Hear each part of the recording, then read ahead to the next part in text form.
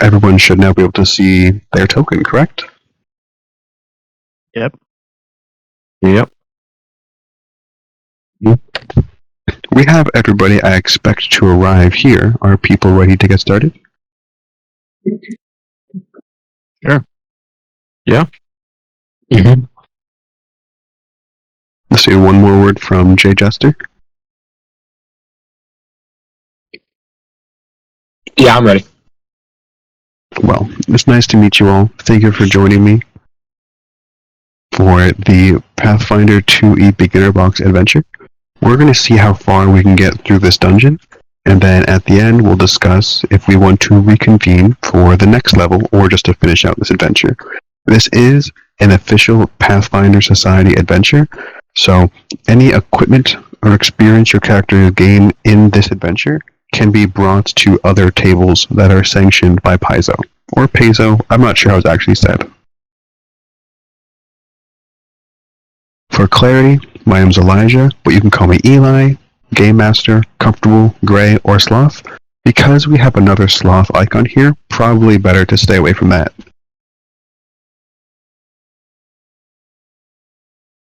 I have a catchphrase I'm going to say before we officially begin the adventure.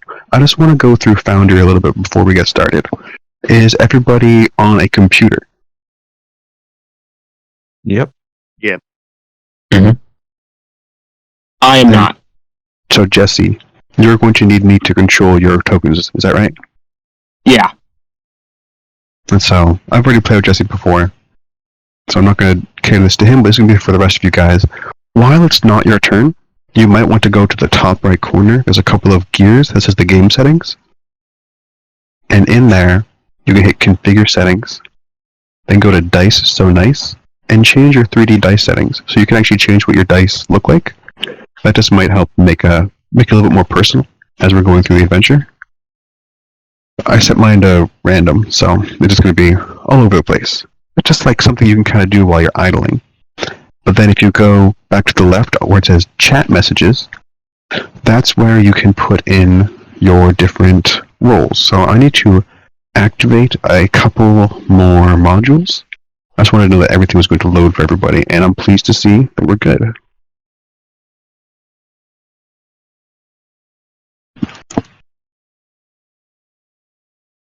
Alright, so then, to move your token, you want to left click on it, and it's going to put an amber border around your token, and that should also make sure that you're only seeing what that token can see. Then you can use the W, A, S, or D. I'm going to unlock movement so now you can actually move. You can use W, A, S, or D once your token is selected to move around, just like in a video game. Or you can click and drag. When you click and drag, that is going to measure for you how far your character can move. I believe people can see I'm moving Blizzard's character here.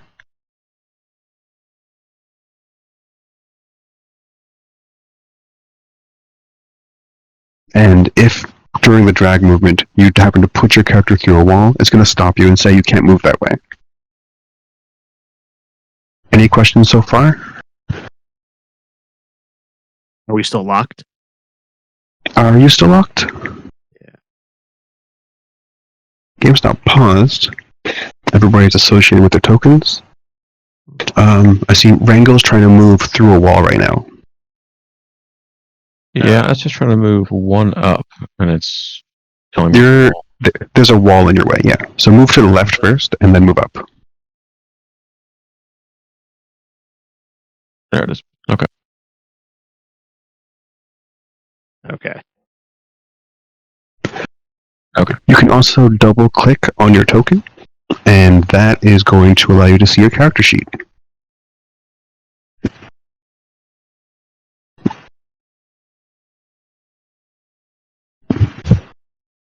Clicking through these right now, like I see some things maybe didn't transfer perfectly, like Dvork, it says his current hit points is 22, but it should be 25, so I'll put that back up.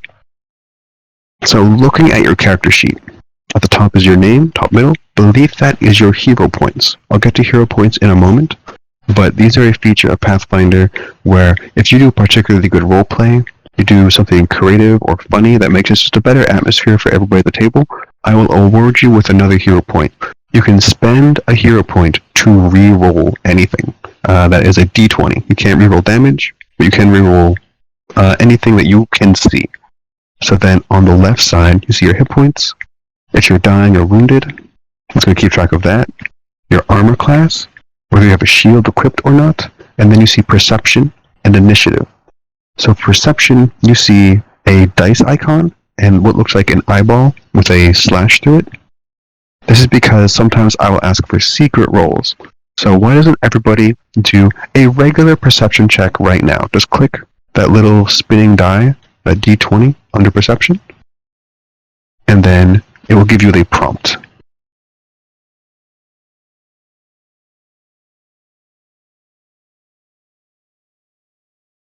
Good, Ezra has rolled his perception, and so these are just public perception checks.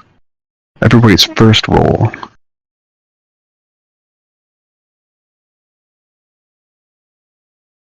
And so then I, as the dungeon master, would tell you what the results are. I don't see a roll for Slizzard. Are you able to roll for Slizzard and Kraton? For Kraton, I'm not too sure, and I cannot seem to find the place to roll for Slizzard perception check. So if you, I guess you're on a different Phone. type of device. Yep, phone. So it's a little bit harder for you. Can you open up your character sheet through the phone? Yeah, for brief moments, or it'll kick me out of Foundry. Gotcha. So it gets weird. Alright, so I will see if I can request a roll for you.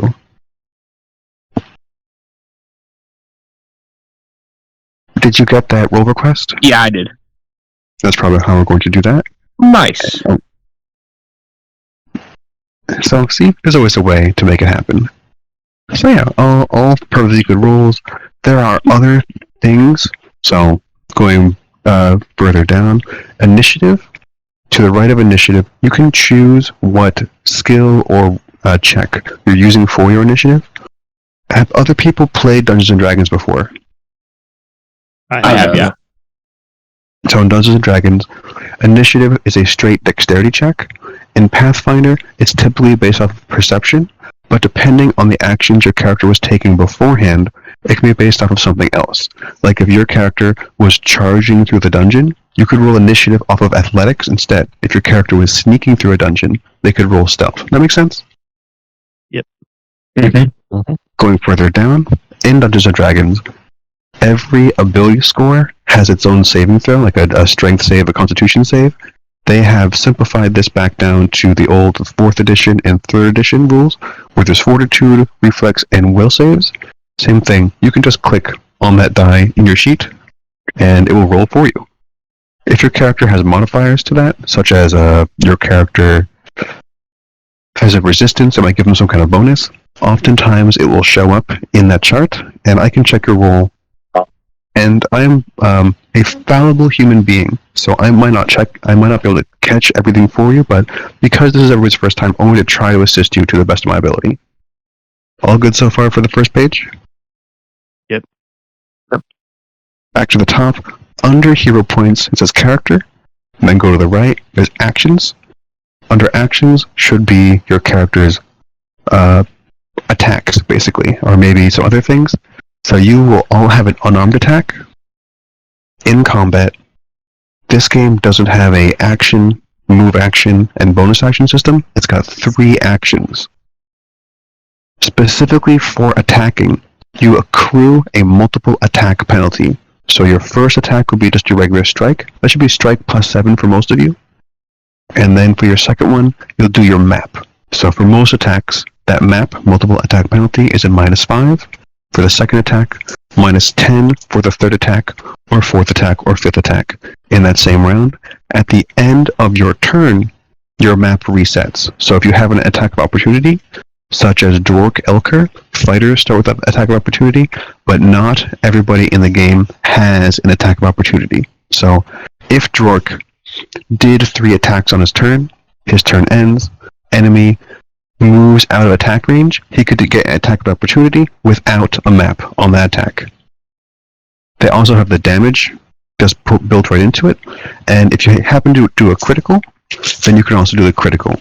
the way criticals work mathematically is you just roll the dice, add your modifier, multiply it by 2. Some weapons have additional effects that occur on criticals, and we'll just visit that as it comes along. Continuing on is your inventory in the next tab. I believe everybody's equipment is already activated, but if I missed anything, you can just click the shirt inside of there in order to essentially attach it to your character. Next up is spellcasting. Most of you do not have spellcasting, but you'd find that in your spellcasting tab, you can click on the spells, and it will give us the rules right there in the chat. So we don't need to pick up a book or anything. It should be much faster than if we were doing it in person. One of the greatest benefits of Foundry is things like that. Next up is crafting. We're going to skip crafting, because that's more of a downtime activity. Next up is proficiencies. That's for your skills. All you need to do is click the +2, +4, +6, whatever it is, for your skill in there, and that will give you the roll table. Last one we're really going to be interested in today is your feats. Some of you might have some feats with special effects, and if you want to activate those, you can just click on the feats in your character sheet, click on those, and then sometimes you'll need to drag it to the chat menu, and then you can activate it there, or we'll just do it on a case-by-case basis. Does that seem like a fair, quick rundown summary of how we're going to use Foundry? Yep. Mm-hmm. All right. Well, last chance for any out-of-character questions before I pull back the curtain and we begin the adventure. Well then, this is it, everybody. Arm yourselves with pens, and shield yourselves with graph paper as we gather around the campfire of our collective imaginations. You are all either natives or visitors to the small seaside town of Otari, well known for its fresh fish and skilled sailors, but above all, it's a big logging town, providing valuable wood to the nearby metropolis of Absalom. For you, Otari is home. You grew up playing the docks, perhaps you got lost in the nearby woods, and heard fantastical stories of travelers from faraway lands, tales of terrifying dragons and virtuous knights. Such adventure always seemed so distant, until today. Word has begun to spread around Otari that there's a problem down at the Otari fishery run by Tamale Tannervale.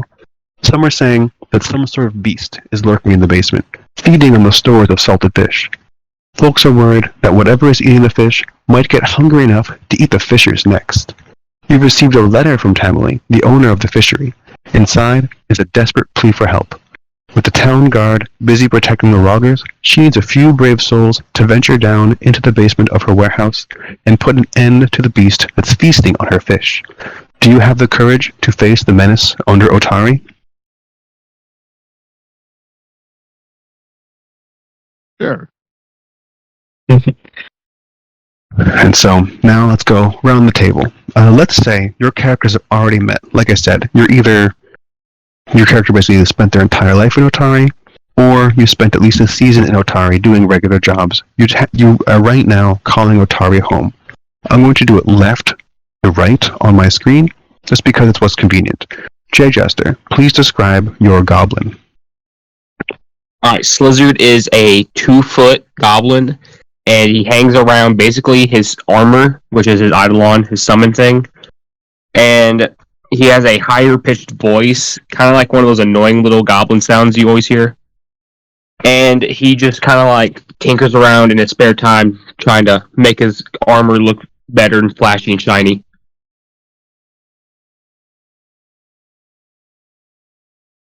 Yes, that's Slizzard and Kraton.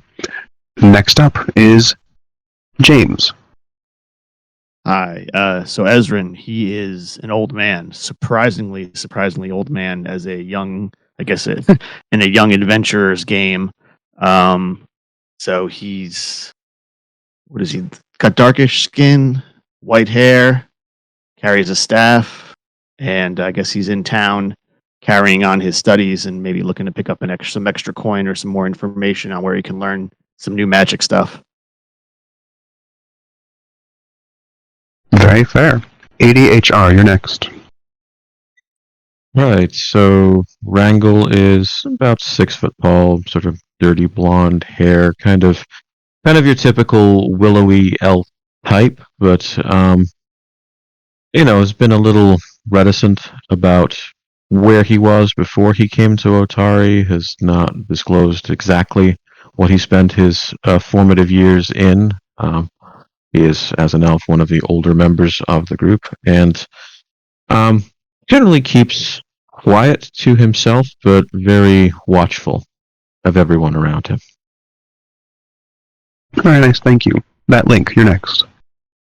Alright, this is Jork the Orc. He is obviously, well, he's an orc, barbarian orc. He's clad in breastplate and he's very kind of big, burly. He's an orc. I mean, you can imagine what he would look like. But deep down, he's, I'd say, not very much an orc.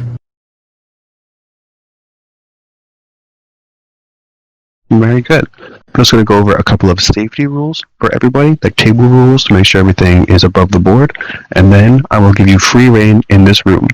So, I always put these following 0th rules in my games. The golden rule, treat others as you want to be treated.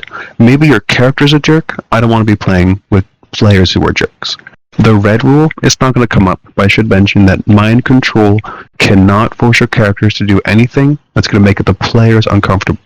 Third, the rule of cool.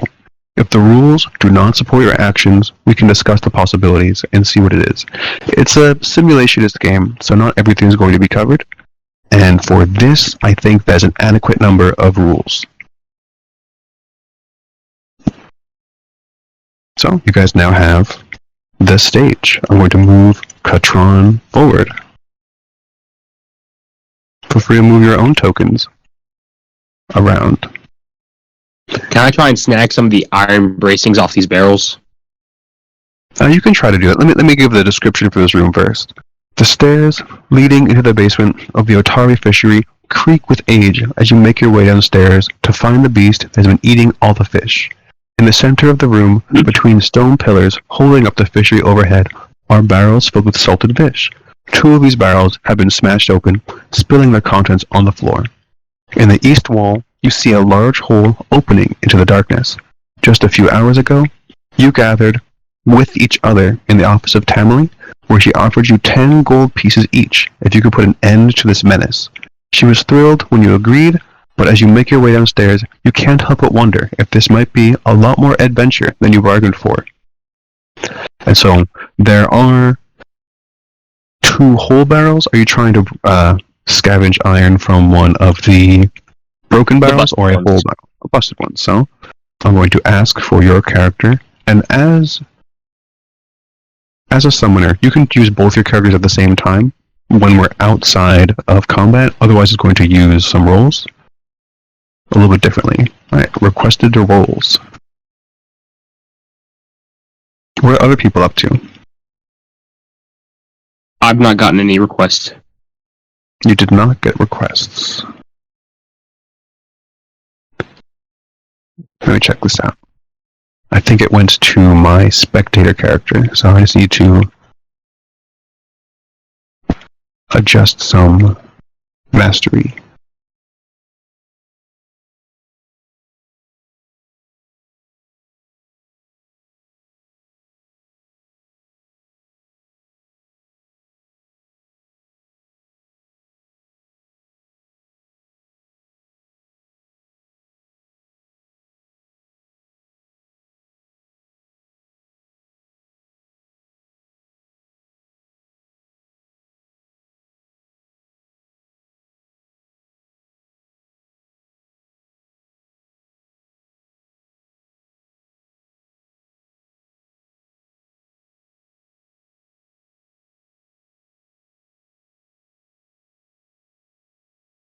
I seem to be having some trouble moving my character. I don't know what's. Yeah, so I was just changing the ownerships because I didn't want to. Gotcha. That should be fixed now. Let me do this roll request again.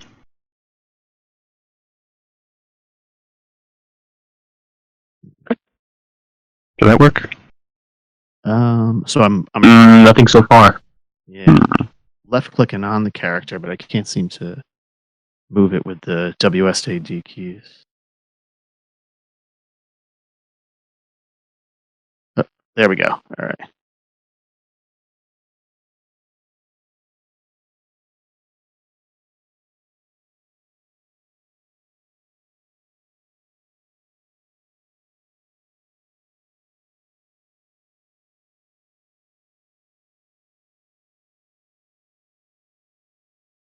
And that again. Did Slither Yeah, I get got the it. roll request? Alright, cool.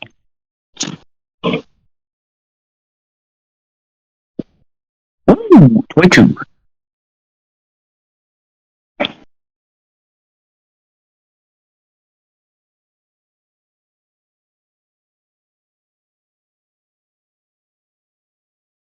Is a 22 adequate to get bracings from barrels? Yes, it's going to take some time. I need to reload my application real fast. Alright. So your character is starting to pull the bars off. What are other people doing while it's happening? I guess I'm going to be looking for signs of the monster or some kind of animal or. Very fair. As your character is looking, you hear a strange chittering coming from the hole in the wall. Suddenly, a massive rat the size of a dog emerges. Let me see So if I what size can- my goblin? Oh yeah, about the size of your goblin emerges from the hole in the wall. Oh no. And now we're going to enter combat. So I'm just going to do this for everybody.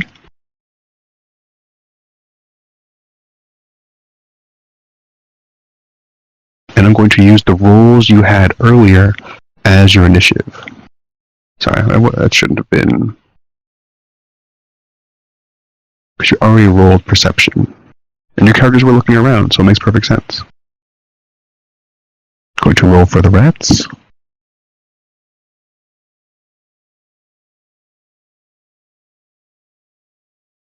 And Kraton acts on the same initiative as Slizzard, who should not be 22.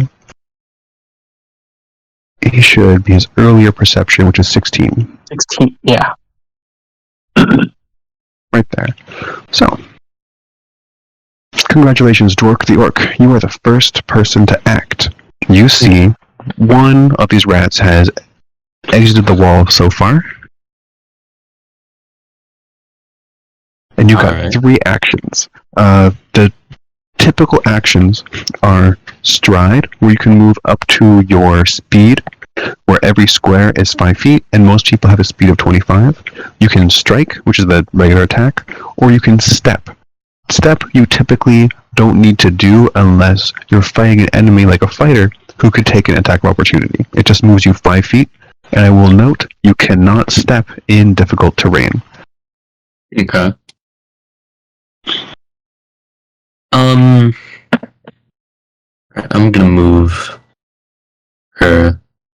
I guess it'll be stride. I'll stride up in front of Ezra, and I don't think he wants to be right in front of that rat. That's fair. Oh, it's So saying your character- it's saying it's not my turn for some reason. That's strange. Let me fix that. And put you here. So that's one action. Alright. Now, to target an enemy, don't click on them, just mouse over them and hit T. Okay. And then you should be able to use your character sheet and choose whichever your strikes you want to use. If you don't have a weapon drawn, then you'll need to draw it. I'm going to say it's very fair to say your character had their maul in their hands. That seems reasonable, right? Mm-hmm. And so, you just hit the strike plus 7.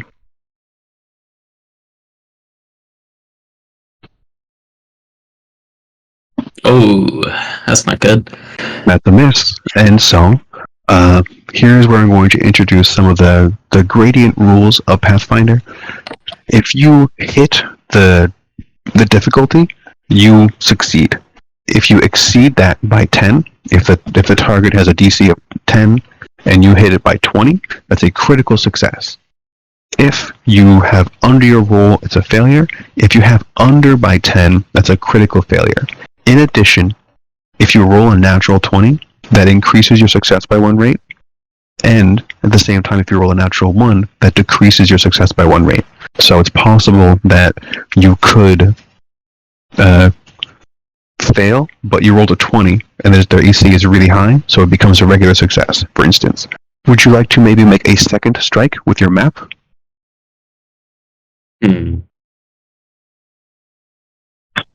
I'll strike a second time.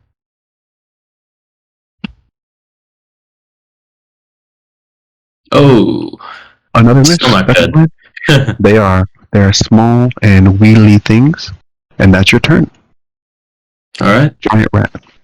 This giant rat is displeased with your behaviors, and so it's going to respond in kind. It's going to attack. A miss. And then it's going to try to scurry. Sorry, that's the wrong rat, I guess. Sorry, this rat is coming into range. It missed. And then it tries to scurry back away. However, as a fighter, you have an attack of opportunity. Would you like to make an attack of opportunity against this rat? Oh, I'm a barbarian, not a fighter. Oh, you're a barbarian. Yeah. Oh, you are. I apologize. You're so well armored. I'm used to my barbarians not wearing shirts.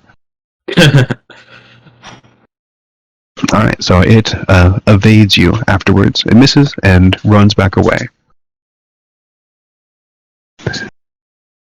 Next rat. Very similar idea. Attack. Miss. Scurrying this way.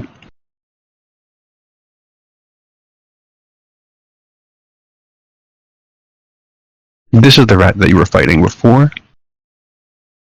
It's going to attack. Oh, And this one does hit. However, it's not a critical hit. And I'm going to roll the damage. And that damage gets dealt to you. You take 2 damage. It now does has... automatically. That's cool. Yeah, right? It now has a taste for orc blood and attempts a second attack. Oh, And it hits again. And damage. And then the third attack. Misses. And then one more giant rat. I'm going to go in. And attack. Misses. Scurries away. Slizzard, you're next. I'm going to point to the first rat I can see and order Kraton to go get it. Sure. Kraton will move forward to the rat that's attacking him, and that's 1, 2, 3, 4, 5. It's going to flank this rat. This rat is now flat-footed to you guys, to Drork and Kraton. This basically means that it has a -2 to its armor class. That is one action. What's your next action, Slizzard? I'm going to order Kraton to beat the hell out of it. Let's see if I can get you to roll this.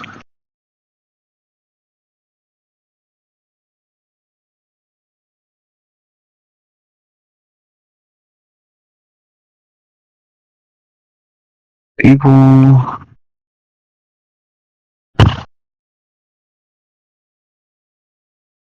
Doesn't seem like there's an easy way to make this happen.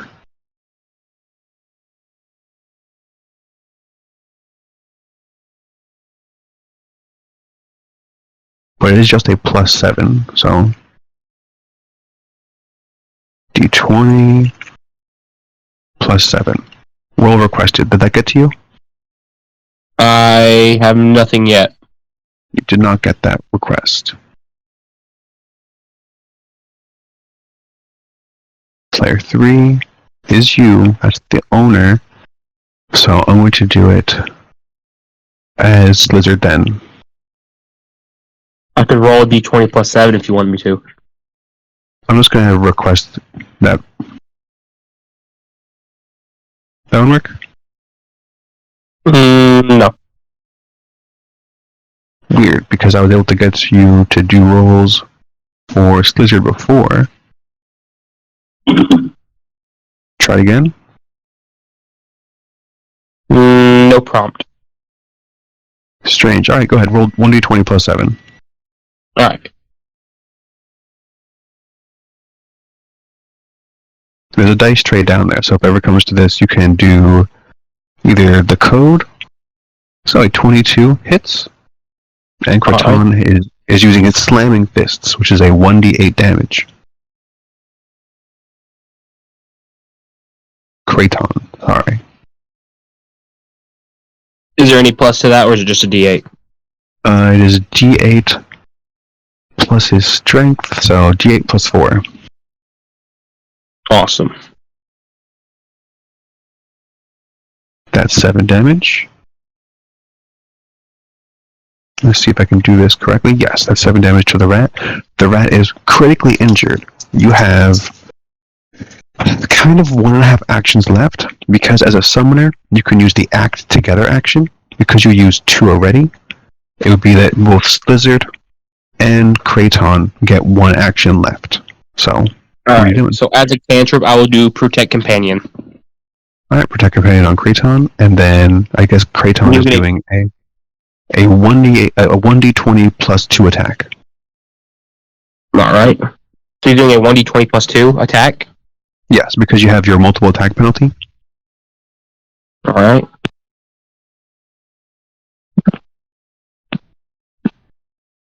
I see Ezrin was hoping to cast Detect Magic. Oh, sorry, that was a missed hit on the playing around on my character sheet. No trouble at all. Feel free to play around. This is a game after all. So then it's going to be 1d8 plus 4 for damage again. It has 1 health. You need to roll. You have defeated the goblin. Goblin? Sorry. The giant rat. Awesome. Kraton kind of like slams his fist down and bashes his brains out. Goes right through him. Ezra, you're next. All right, let me move a little bit closer. See if I can see. All right. So is that rubble to the south blocking them from getting to me? It is difficult terrain. It just makes it a little bit slower, but they can move through it. Okay. One forward. Okay. As your character goes into that area, you see that it does become progressively darker as you go through the hole in the wall. Okay. As a human, this could be a problem for you. Let's cast Ray of Frost on target that guy.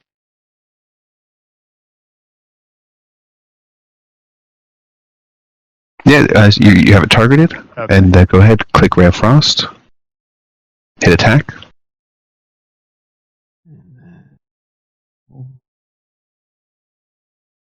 Looks like a hit to me. Roll damage.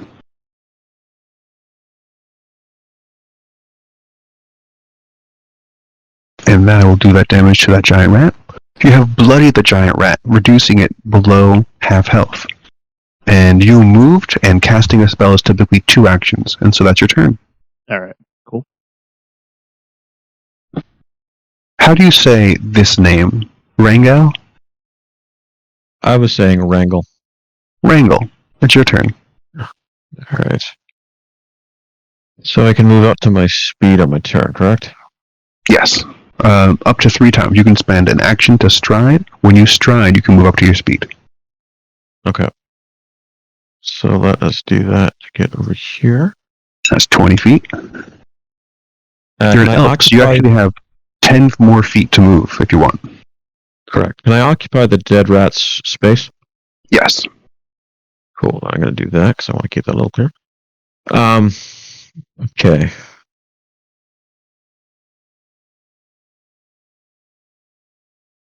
Now, if I want to attack with my crossbow. I've got more than We enough can- range. Yes, we can assume your crossbow was already in your hand, so I'll draw that for you.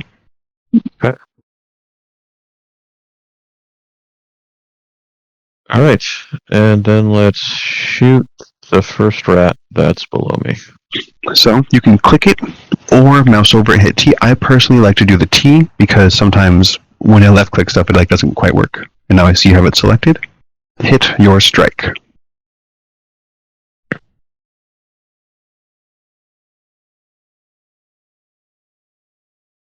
That's a miss. This is a crossbow, so it does have the reload trait. Would you like to use your next action to reload it, or perhaps do something else? No, let's reload it. Alright, it's now reloaded.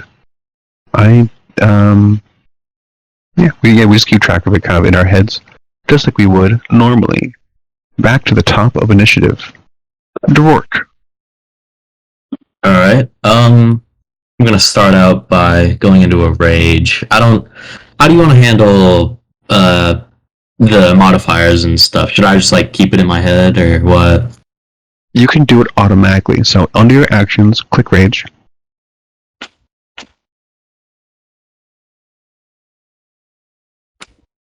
And that should pop up on the right, and then we can just add that to your character. Otherwise, I will drag it to your character. Is it working? Did clicking on it do anything for you? I don't think so, no. Click on the action button to the left of it. The thing with the chat box? Yeah, when you mouse over, it becomes a chat box. No. Let me try. Oh, there it There is. it is. It might And have I'm just gonna been drag it. lagging. Maybe. I'm going to drag that onto you, and bam, now you're raged. You have 4 temporary hit points. It does everything automatically. Alright. That's one action. Then I'll move over to here, near this rat. Oh, there it is. Then I'm gonna And next? strike this guy. Strike true.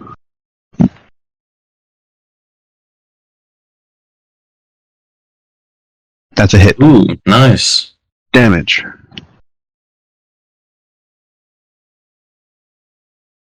That could have been better. It could have. And see, it already. You can see at the top there. It says rage +2. It's automatically calculated in. Okay. Alright, so you have critically injured the rat, but not defeated it. Alright. Next up is the rat that Ezrin attacked. That rat's going to run up to Ezrin. That's one action to get into range. It's going to use its jaws to try to attack. That's a hit. And Ezrin takes 3 damage. It's going to try to ravage him with its 2 front teeth again. And it manages to hit. And Ezrin takes 2 damage. That's its entire turn. Or Ezrin. He's the one who decided to run up front. Not a paladin? Oh no. This giant rat's going to come over here and target Dvork. One action to move. Jaw attack. Misses. And a second attempt. Oh, Hits. that The hits. Dvork is hit for a whopping 2 damage.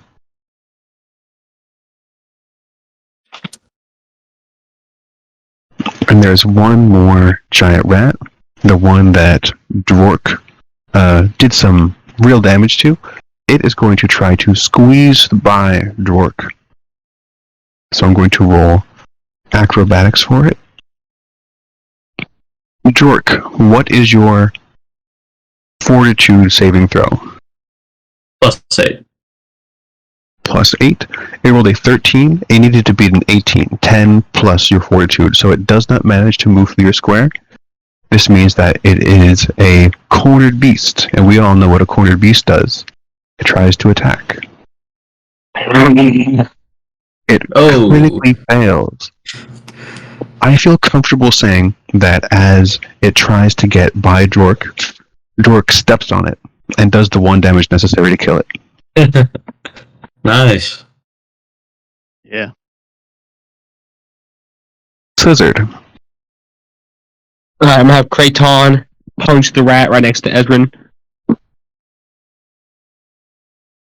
that a D20 plus 7 still? I'm trying to figure out a way that I can create a new action for you. And so I will. But yeah, for now, do the D20 plus 7 for now. Alrighty. I can't see my rolls, so I don't know what I rolled. You rolled a 15, which hits. D8 plus 4.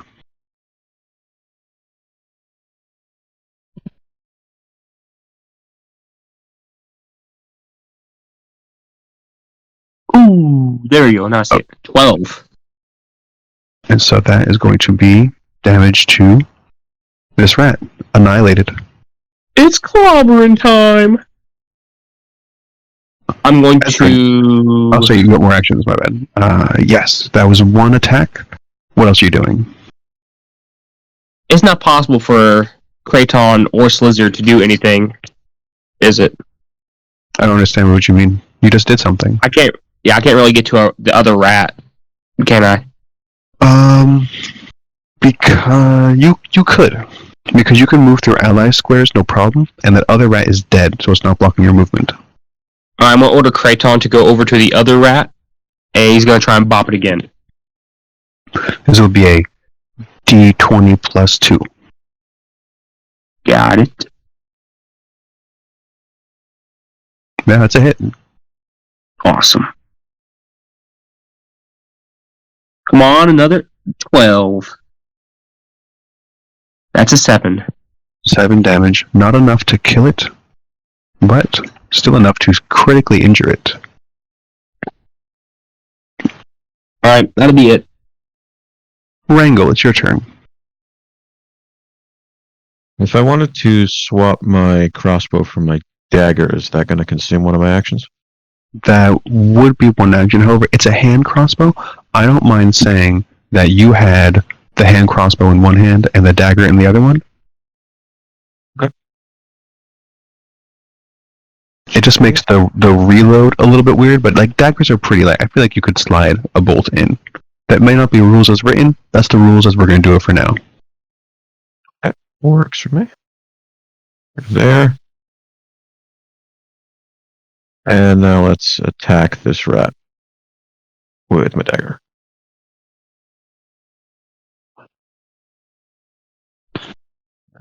That is a critical hit. Congratulations. First crit of the game. Golf clap, everybody. Golf clap for Wrangle. Hit critical for your critical damage.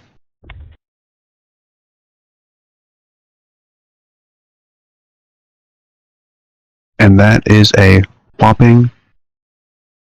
Well, it wasn't 1 damage, but it was enough to kill it. Alright, taking us out of encounter mode. Congratulations, everybody. You have defeated your first round of monsters.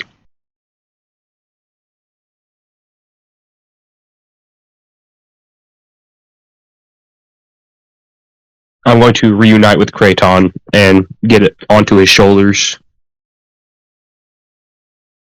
That's fine. So the way this works is you're basically just using your act together action all the time, and I'm going to let you not actually have them be on top of one another. I'll just have them next to each other. Nah, that's fine. He's kind of like holding Slizzard's little hand, like a child. As you squeeze through the hole in the wall, you all find yourselves in a cavern that seems to stretch endlessly beneath the streets of Otari. Who knows what menace could be lurking down here? Up ahead, the passageway ends in a cliff that plunges sharply into the darkness. This is a 10-foot cliff.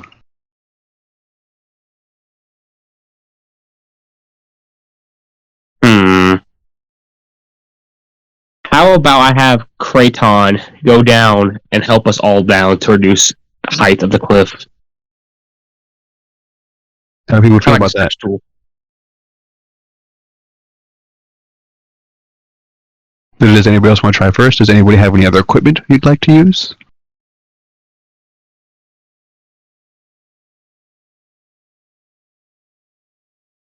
Yeah, I actually have a climbing kit, which may help us here.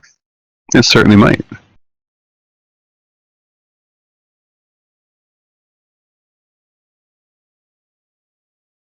So yeah, how about we do that? How about I'll use that and see if that helps us get down there easier. And so the climbing kit is really more of a safety device. You put some pittons in at the top here. You tie some things in, and this is going to basically protect you or anybody else that is going to be climbing down first. So you are going to be anybody actually doing rock climbing in real life? You are going to be belaying one another, is what it's called. As someone's going to rappel down, the other person is belaying for them. Go ahead, move to the edge of the cliff if you want, and then first come, first serve. Who wants to make the athletics check to climb? I think I have a good shot at it. I'll try.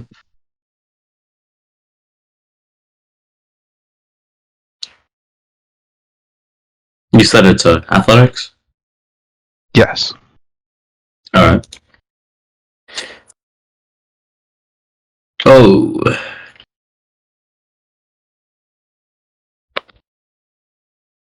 Let's pull up the rules for this. So, it is only a 10-foot drop, but what happens is your character makes no progress at all. You can choose to not progress, or you can choose to drop down the 10 feet. It's up to you. I'll try and progress. So, you make your first climb. You can't like get a good grip. Like you kind of like slip a little bit from the very top. But with the aid of the climbing equipment, you do not actually fall. So you can make another athletics check if you want. You can try this as many times as you want until you critically fail. Okay. I'll try again. That's a lot better. You critically Wow. succeed. So I'm going to move you down.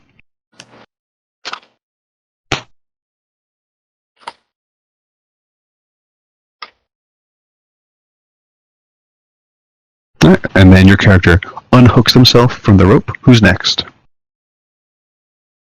I'll go. I'll send Kraton down and have him catch me as I jump. So Kraton can just have you like on his shoulders while he climbs if you want, or did you want to do it your way?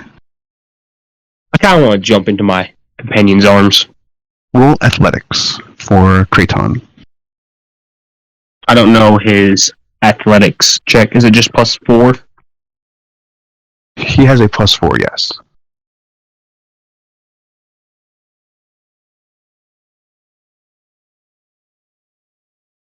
So he makes it 5 feet down. Roll again. Alrighty.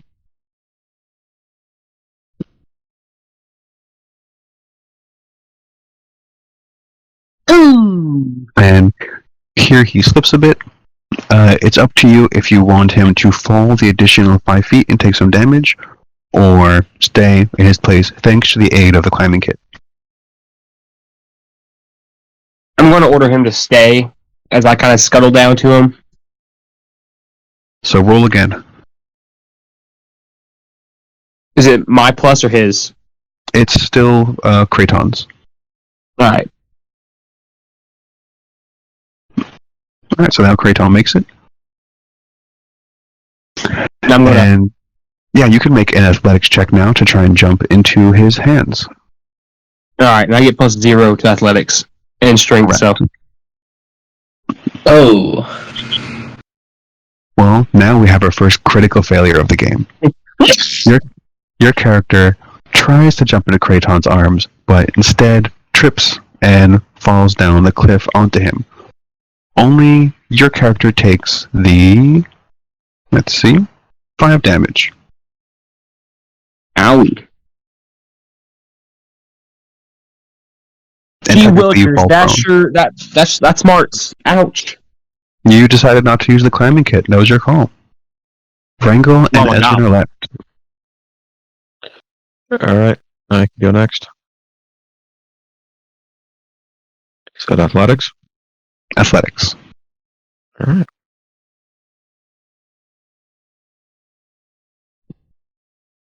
So, that is not a critical failure. It's a regular failure. And so, like we said, with the climbing kit, you can choose if you want to follow the 10 feet or if you want to try again.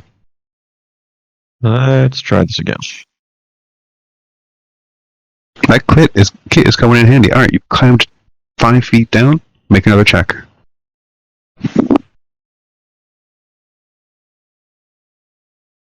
All right, it takes you a while, but Wrangle makes it. Ezrin is last.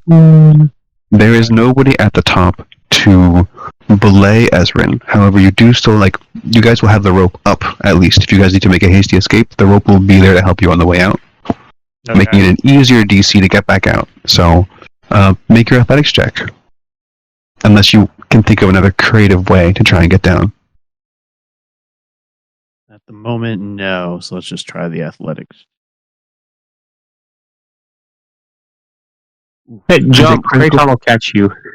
That was a critical failure.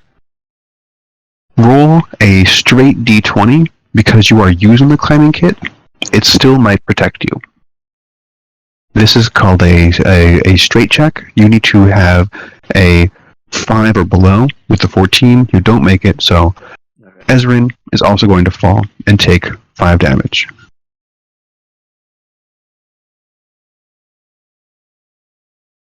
Your characters are certainly feeling the adventure on your bodies so far.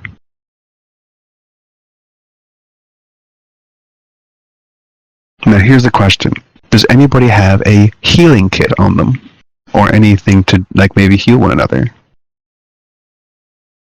I'm not thinking so. I do not. And so, I will advise you all to proceed with caution. As you explore this area, once you climb on the cliff, you can continue onward to the next area. The moisture and time have obscured any details, but you can see that there appears to be a trail in the dust and grime, making it clear that creatures have come and gone through this way recently. The tunnel continues deeper underground, eventually opening into a large chamber. You say there's a little drop off right in front of us? That was the drop off. There's a little drop off there, but not. We already did the 10-foot drop, basically. All right. This is just a little slide. I guess we're gonna slide down.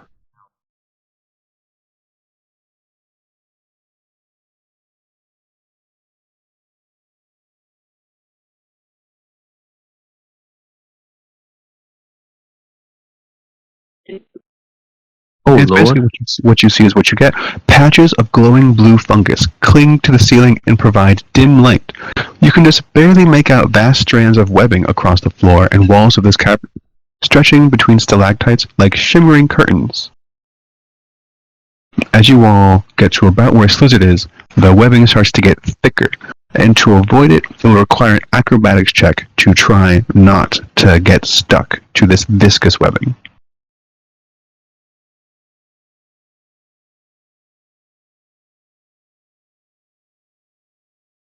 I'll go ahead and roll an athletics check. Acrobatics. Oh, acrobatics, yeah. Let's see. As Slizzard, I get nothing to acrobatics, so.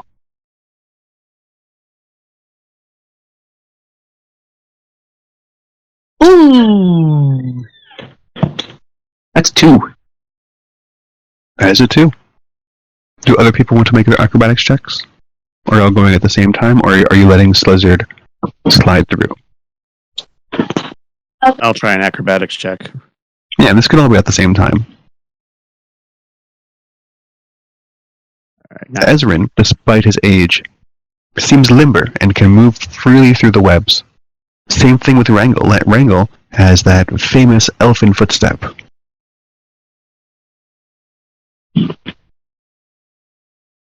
I guess because I'm short. Dwark, however, will treat this area as difficult terrain as we're going to be moving through it. Either way, let's have everybody move forward.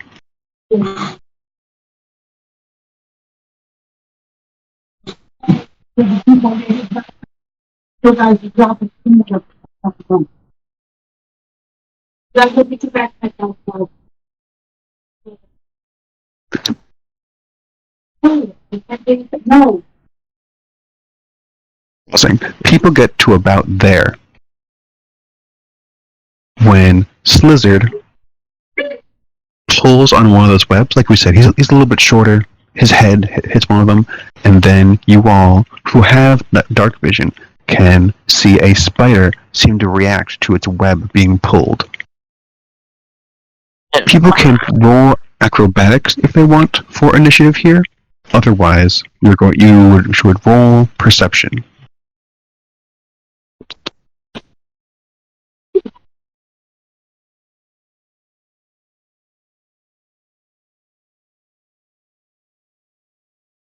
What is that for Slizzard? Perception or acrobatics?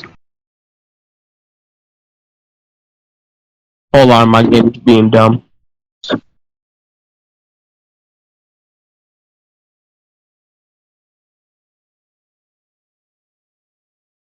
You said what kind of check? I'm suggesting a perception check. I think your perception is going to be better than your acrobatics. Oh, no, actually, your acrobatics is one better. Alright. Did you get the roll request? My perception.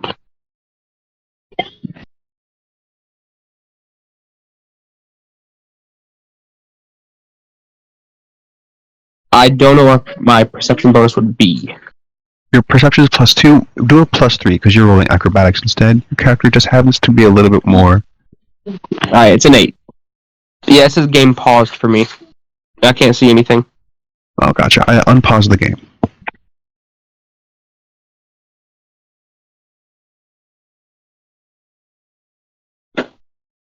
I've tried to roll like 3 times, but it hasn't gotten my initiative yet. I don't know why. Weird.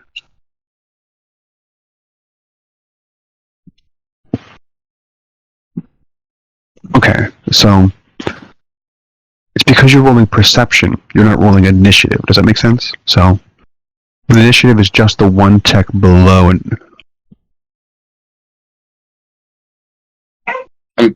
I'll try again, but I'm pretty sure I was getting the initiative. you were hitting initiative? Yeah, I tried again, it still didn't work. That's strange. Let me just check your token's ownership again, because you were controlling it before, and I didn't change anything. You see, Boundary BTT is awesome when it works. Yeah,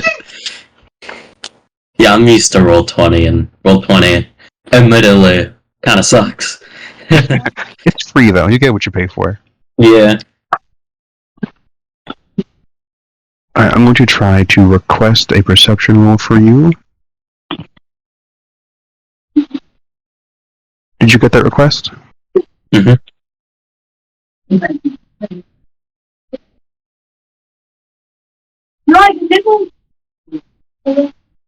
Yeah, am I supposed to like click on the initiative banner thingy? Because it's not doing anything still. Just doesn't like me today, I don't know why. That's weird. Yeah. Alright, so I'm just going to click initiative for you. There it is. And going to put Slizzard where he belongs. Alright, beginning counter. Wrangle is first. So like we said, Wrangle and Ezrin can move through this area freely. Dwork will treat it as difficult terrain. That means it's going to be half movement and you can't step. While Slizzard is actually caught in the web.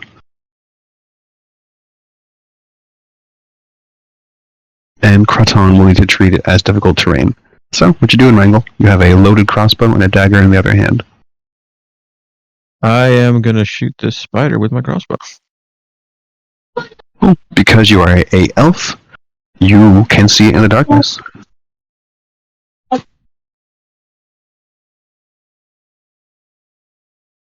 That is a hit. Roll damage.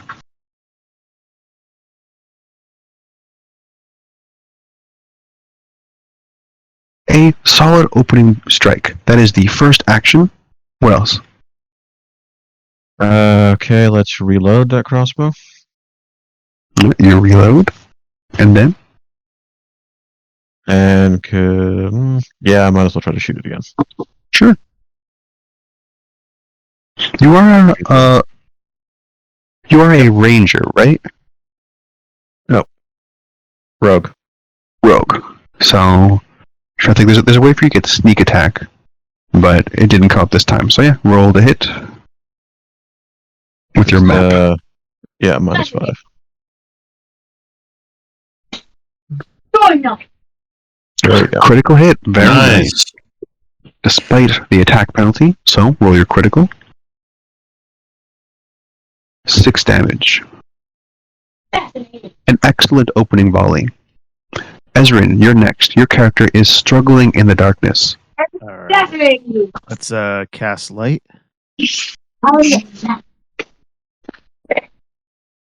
Cast light. Are you putting that on an object you're holding? Yeah. Or something? Let's just put it on my staff. And boom. How you like that? All right. Nice. So? And you know what? I'm gonna stay here. I don't think there's. You know what? Yeah, I don't think there's anything else I can really. You have one more action. You do have Force Bolt as a focus spell. Okay. Oh, you're right. There it is up top. Yeah, let me give that a shot. I'll cast. Is that 30 though? Am I in range? Yeah, so on the left, there's a ruler action, and you can click on your character, and then there, and that's exactly within range. Oh, beautiful. Okay, let me cast Force Bolts. And It hits automatically, like a magic missile, and then roll your damage. 2 damage.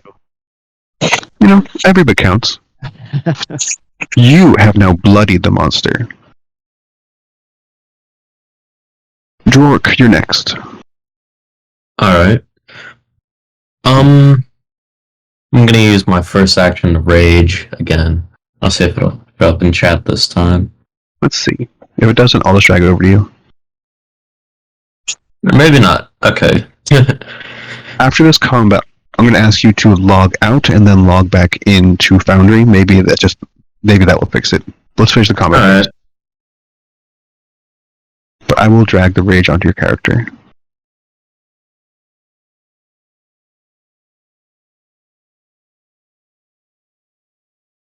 Alright.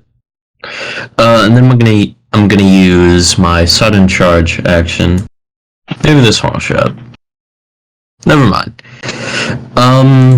So you can move twice, then attack. That basically means we're going to ignore difficult terrain for this movement. Okay. So I assume you're charging into the giant spider. I'll move over to, let's say here. And I will strike with my maul. Oh. It is not a critical miss, but it is a miss. And that is your turn. The giant spider is going to evade you a little bit. It's going to try and move away. It's going to try to shoot webbing at Drork.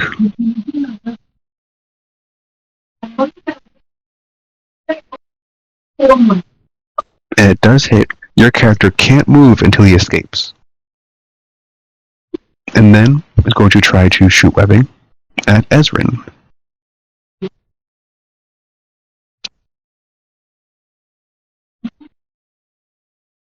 Ezrin also can't move until he successfully escapes. Slizzard's turn.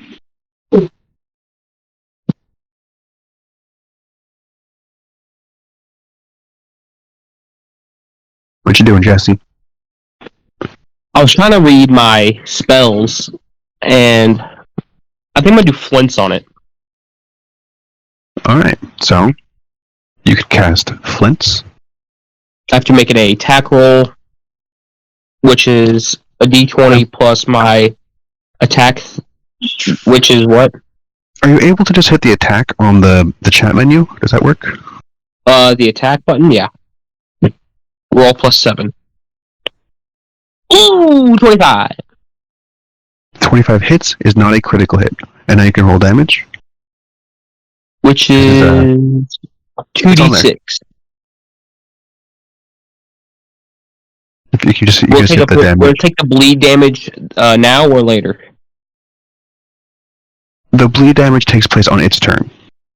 Alright, so it's just 2d6 plus anything? It'd be easier if you just click the damage button in the chat. Yeah, you're right. 10. Oh, all right. So please describe how you flinch. Oh, I damaged the Slizzard on accident. My bad.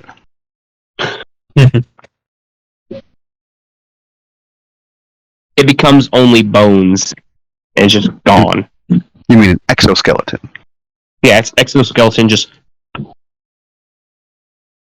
I'm sick of these spiders, and this spider gang!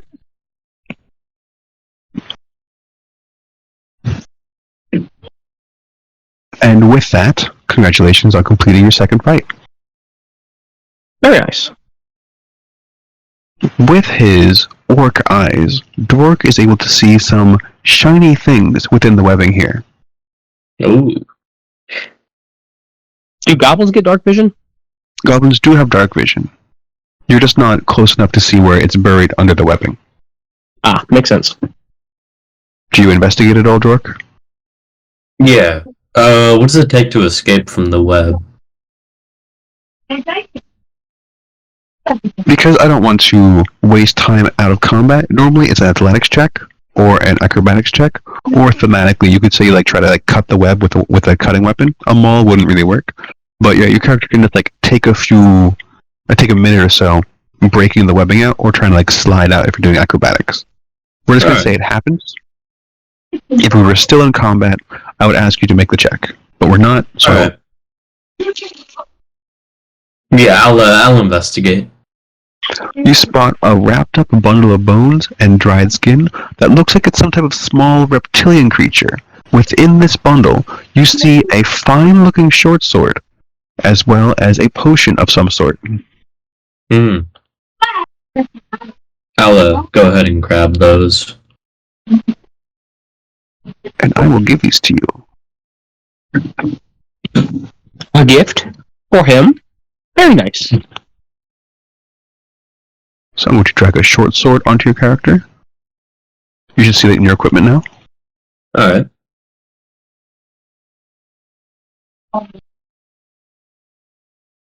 And this other one is a potion. Your character has been in combat before. You didn't recognize this upon closer inspection to be a minor healing potion. Hmm. Alright. And so now, people can proceed through the adventure. I'm gonna actually toss the short sword. I'm not gonna like dart throw it, but I like kind of underhand it to I don't know. Let's say Wrangle. He looks like a fighter-ish. He's already proven himself in combat. Alright, I'll just underhand it to him. What you can do is you can click and drag it, the short sword from your character sheet, to Wrangle's token, and it should go right into his equipment. Oh, I'm using the pop-out window. That might be why. Maybe. Let me see. You can also usually drag things. Let's see if this works. If it doesn't work, I'll drag it over. But I tried to set it up so that you could do this kind of stuff. If it's not working? No, I don't think so. Alright, I will give it to Wrangle for you. It's either because of that thing we were having problems with before, or this new thing. So do you want to try to drop out of Foundry and back in now? Yeah. Remember, you're player 1. Orcs only have low light vision, so he couldn't get a good look at it. Wrangle sees that this is a fine short sword. In fact, it seems to have an emerald in its handle, which makes it more valuable than a regular short sword. Interesting. I'm willing to keep saying you can reload your crossbow with a dagger in your hand, but a short sword's going to be a little bit too big for you to properly maneuver. Yeah, I'm going to stick with the dagger for now, but keep the short sword in case I need it. Unless someone else has a deep desire for a short sword. Never know. I do spells and stuff.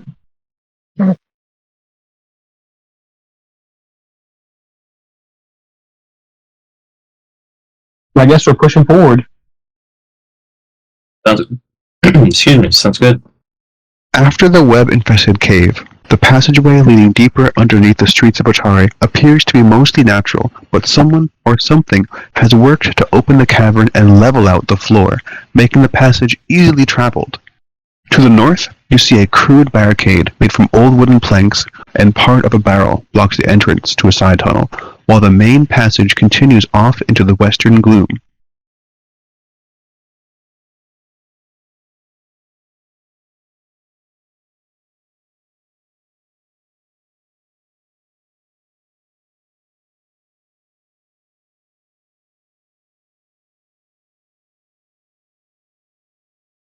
So people, which direction do people want to go? That's really the question.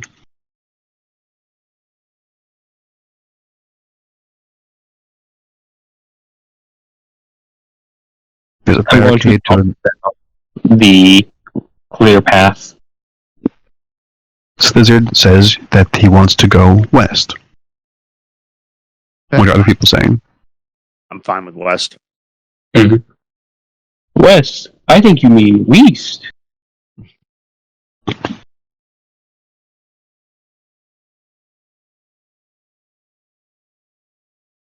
I'm a little curious as to why they wanted to block that north path, but yeah, let's take a look west and see what's there. Raton is probably a good candidate for leading here, but Oh, yeah. Slizzard is not a good candidate.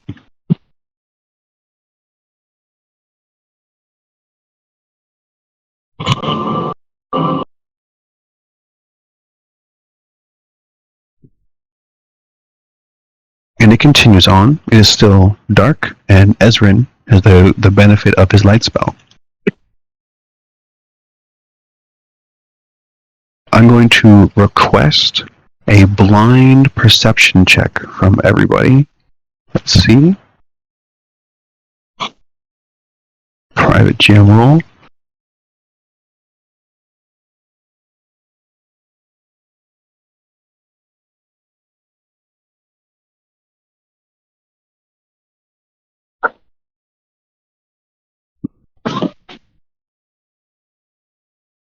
And her roll for Slizzard. Just roll D20 because he doesn't get none. D20 plus 2. Oh. We can just do Or a plus 2 in our head. It's fine. Alright, so you go through and you all see that there is a ledge to what is now your left here, but is to the east on the map, that seems to lead to a small portal, a doorway. And then and the main path continues further south. How do people want to respond to this growing information? Everybody but Slizzard has noticed the ledge. He's just too short to have a good glance. Just let me see. Let me see.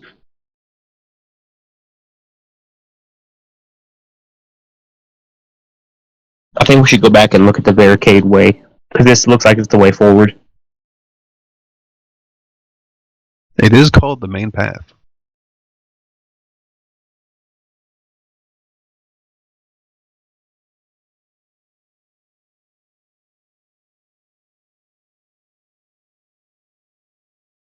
Anybody else? What do you want to do? I'm fine. Ezra is with going back.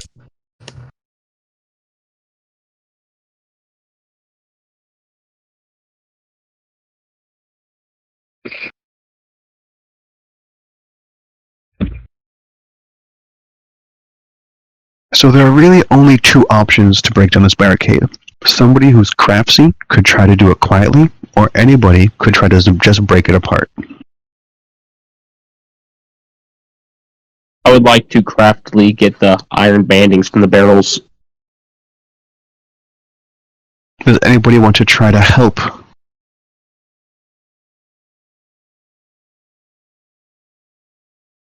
I guess it's just me and Kraton against the world.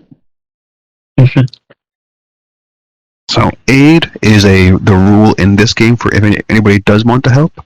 The two sides of this coin are that if you critically fail the aid check, which aid is almost always a DC 20, so if your result is below a 10, then you actually get in the way of this. However, if you pass, you add a +1. If you critically succeed, which is either a natural 20 or you get a 30 on the check, then you add a +2 or 3 or 4 at higher levels, depending on your proficiency. But right now, just think of it as a +1 success or +2 critical success. If anybody wants to try to aid them? I just had a quick question. Can I throw mage hands at this thing? I don't know if how bulk translates to how much I can lift. The bulk does translate to how much you can lift, because it's kind of like an extrapolation of how awkward something is with how heavy it actually is. But it is too large for you to pull apart with your mage hand. Right. You could, in theory, use your mage hand to try and do the crafting check. Does that make sense? But you couldn't just pick it up with your mage hand. Gotcha. Okay. You want me to roll crafting? Yes.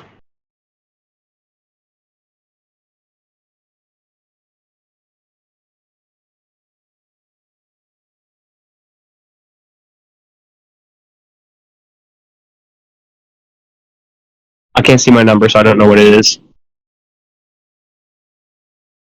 So you got a 20. You can't see your number? No, it just says the giant spider takes 5 damage. It's the last thing it shows for me. Oh, that's weird. Alright, so yeah, you quietly managed to gather the metal materials from this barricade and open it up to your allies. Very nice. About to build Kraton a new girlfriend. Beyond the barricade, an old cavern corridor winds down into the earth, ending in an ancient burial vault lit by a strange torch with a blue flame. So people can see this blue flame from in there.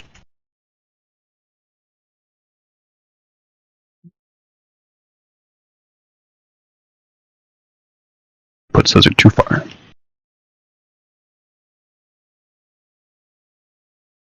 You know, that's not blue enough for me. I'm going to make this a little more blue. I was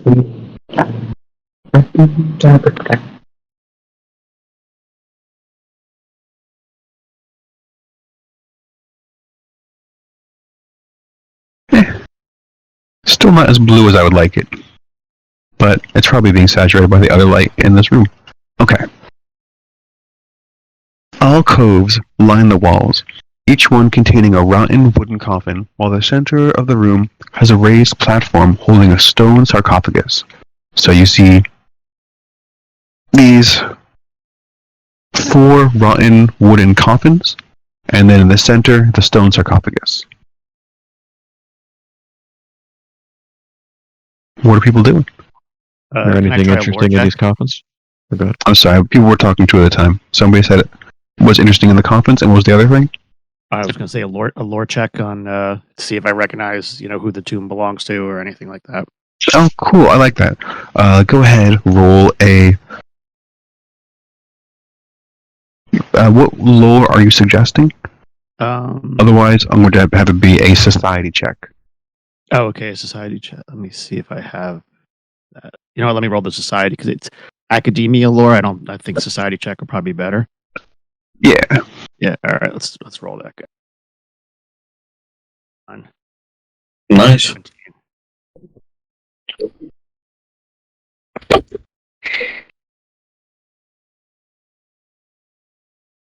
Not bad. Due to your keen education, your character can't really piece together who these people were, but due to the way they were buried, it appears that they were worshippers of the nature god Gosre. Okay. I relay the info to my friends. I don't know if that'll ring any bells with them. Wait, since I'm in the nature kind of variety, can I do a lore check to see if I know that, or would I know that? It would be a religion check rather than a nature check. Even though it is the god of nature, your understanding of what kind of trees are around don't help you understand the Lord's mentality. I'm not very good at religion, so I'm not going to do that. Can I try? I have a Yeah, pretty good certainly. mod. Alright. Oh, nice.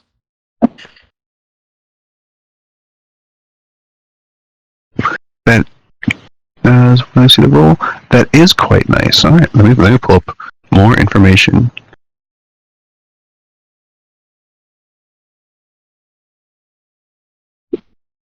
Gazra, also known as the wind and the waves, is the deity not only of nature, but also a lord of the spoils of the sea.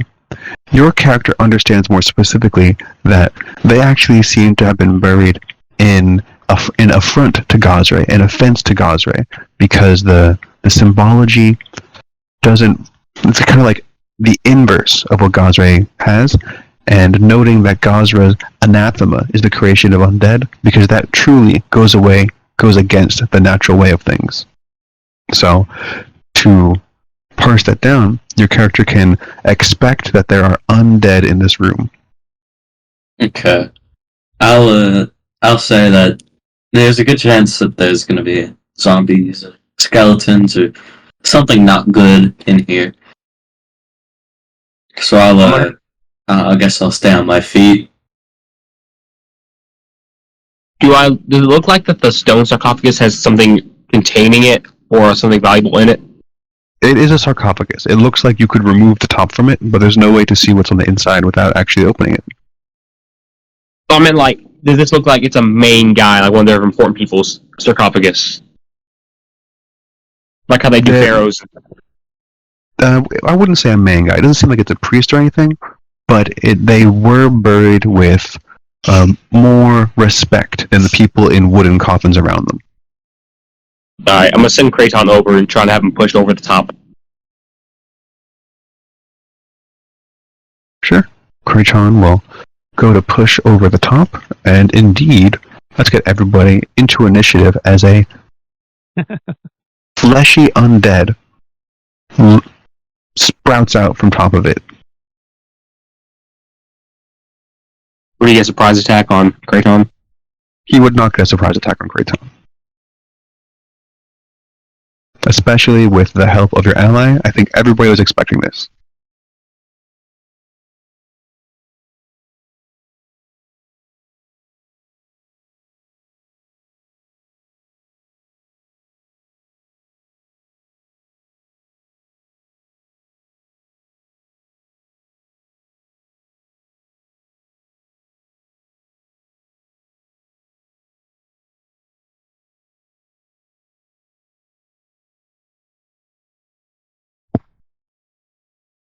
Alright, everybody's in. I'm going to use that 15 for Slizzard. I'm going to do the roll and then move him to the right spot between Ezrin and the Zombo. Beginning counter. Wrangle, you're first. And I'm going to start the combat music. I forgot to do that earlier. Can people hear the music? I hear it. Mm-hmm. Cool.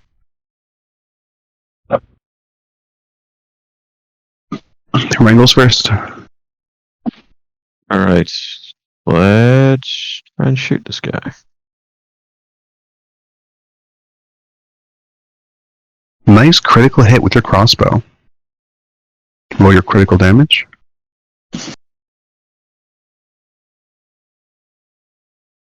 That is 8 damage. I'm just looking at it real fast.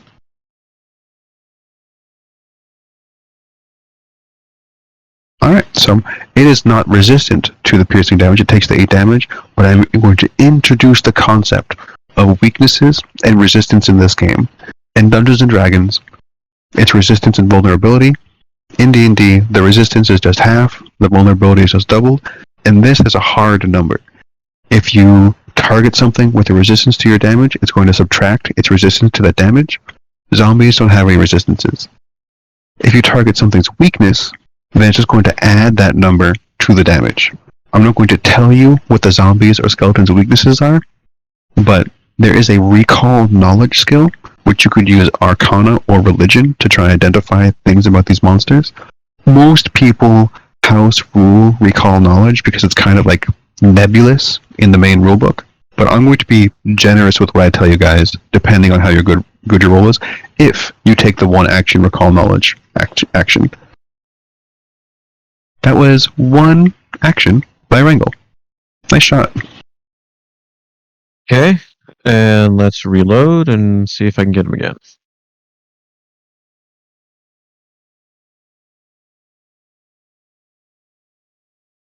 And this one's a miss. That is my turn. Oh. To the north, you see a skeleton use its action to push over the wooden coffin above it, and then it lumbers forward towards Drork and takes a swing with its scimitar. And misses. Then is going to try with its claw, its offhand.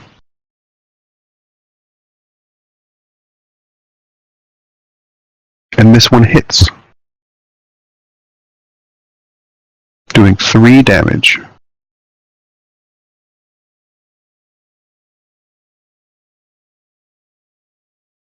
And then a skeleton pushes off the top of its coffin from the south. It is going to advance on Kraton. And same basic idea. Huh? I said, oh no, my buddy. Yeah, your bud. Your second half. It's going to be a hit. Dealing 6 damage to Kraton, which goes straight to Slizzard. Slizzard is down to 7 hit points. And then going to try to claw him.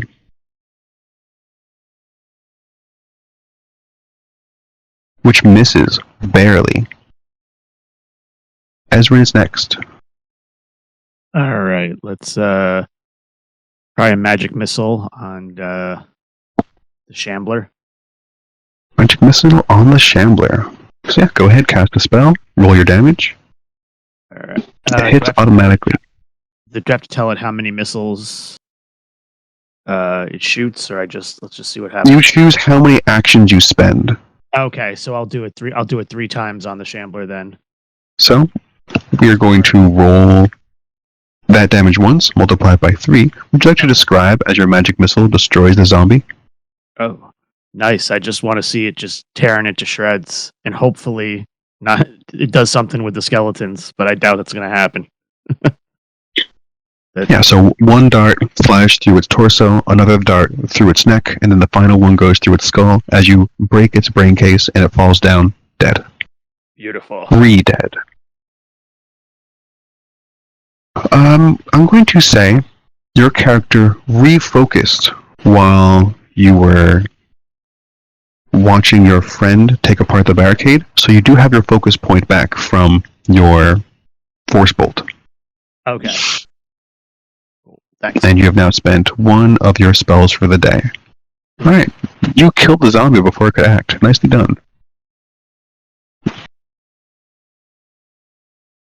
Another skeleton comes out, advances slightly. It is going to use its short bow to try and shoot Ezrin. Because it's trying to shoot beyond Drork is giving you some cover, but it is still enough to hit you. 4 damage on Ezrin. All right. And then it's going to try again.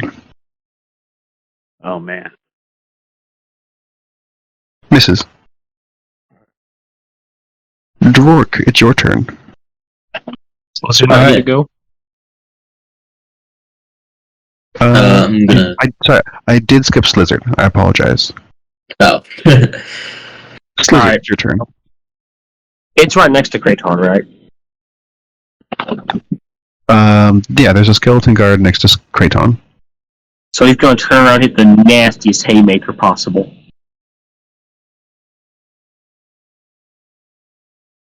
Misses? Darn. Alright, then I'm going to use... How many first level spells do I get? You only have one, and you used it on Flints. Alright. Now I'm going to... Torturous Trauma.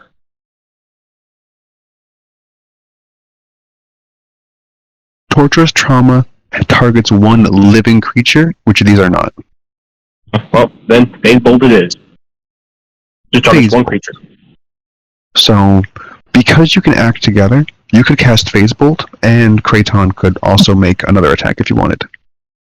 Awesome. So he's gonna throw a mean left hook since he whiffed his haymaker. It's only a +2 though, right? Yeah, that'll be a +2. Alright. And your Phase Bolt, you guys actually share a multiple attack penalty, so your Phase Bolt will be at a -10. -10? Becomes a -3 afterwards. So his hook misses, and then make your Phase Bolt attack. D20 -3.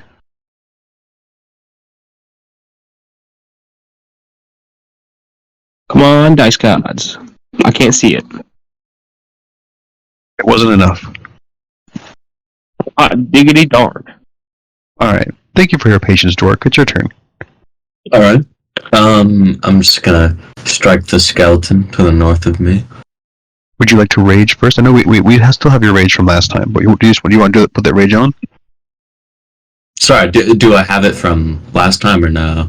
No, it's been over a minute, so it would be gone. Okay. I'll put it back on then. And then it should work this time. Yeah. Yeah, we fixed it. And So then you I can just go put it ahead. on my sheet. There Exactly. it is. Alright. And I'm just going to attack this skeleton.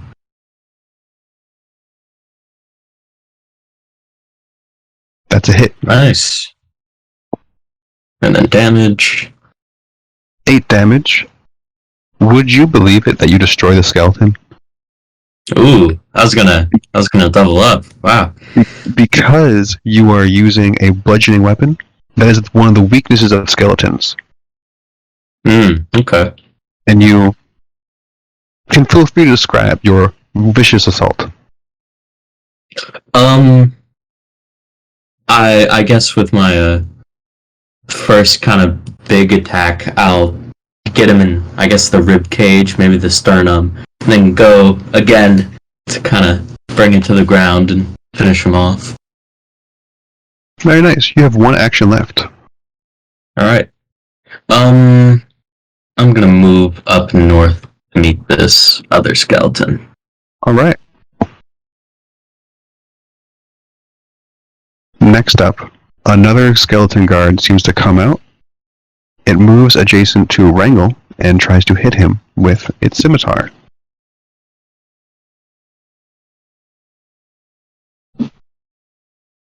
That's a hit. 8 damage to Wrangle. He's still on his feet. And then attempts to claw him with a multiple attack penalty. Another hit. Barely a hit, but still a hit. Doing 6 damage. This is bad news for Wrangle.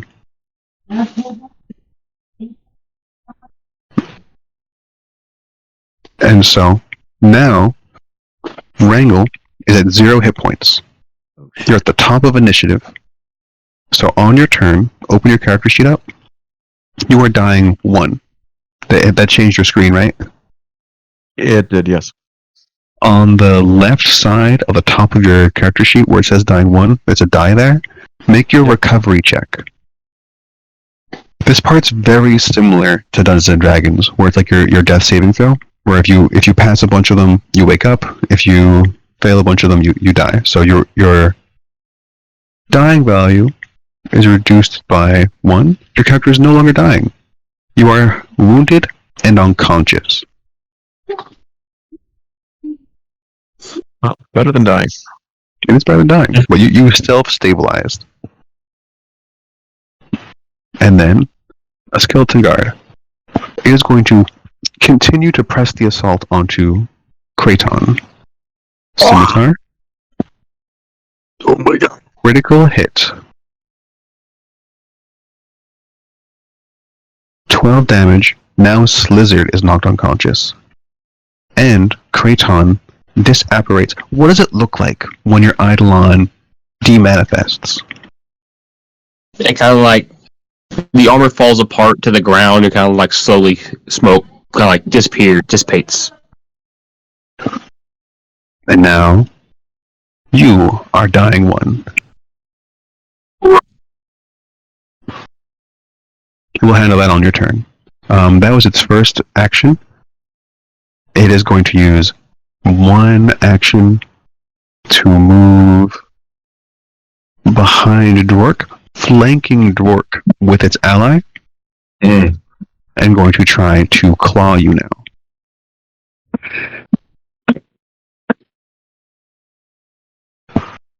It misses. Ezrin, your turn.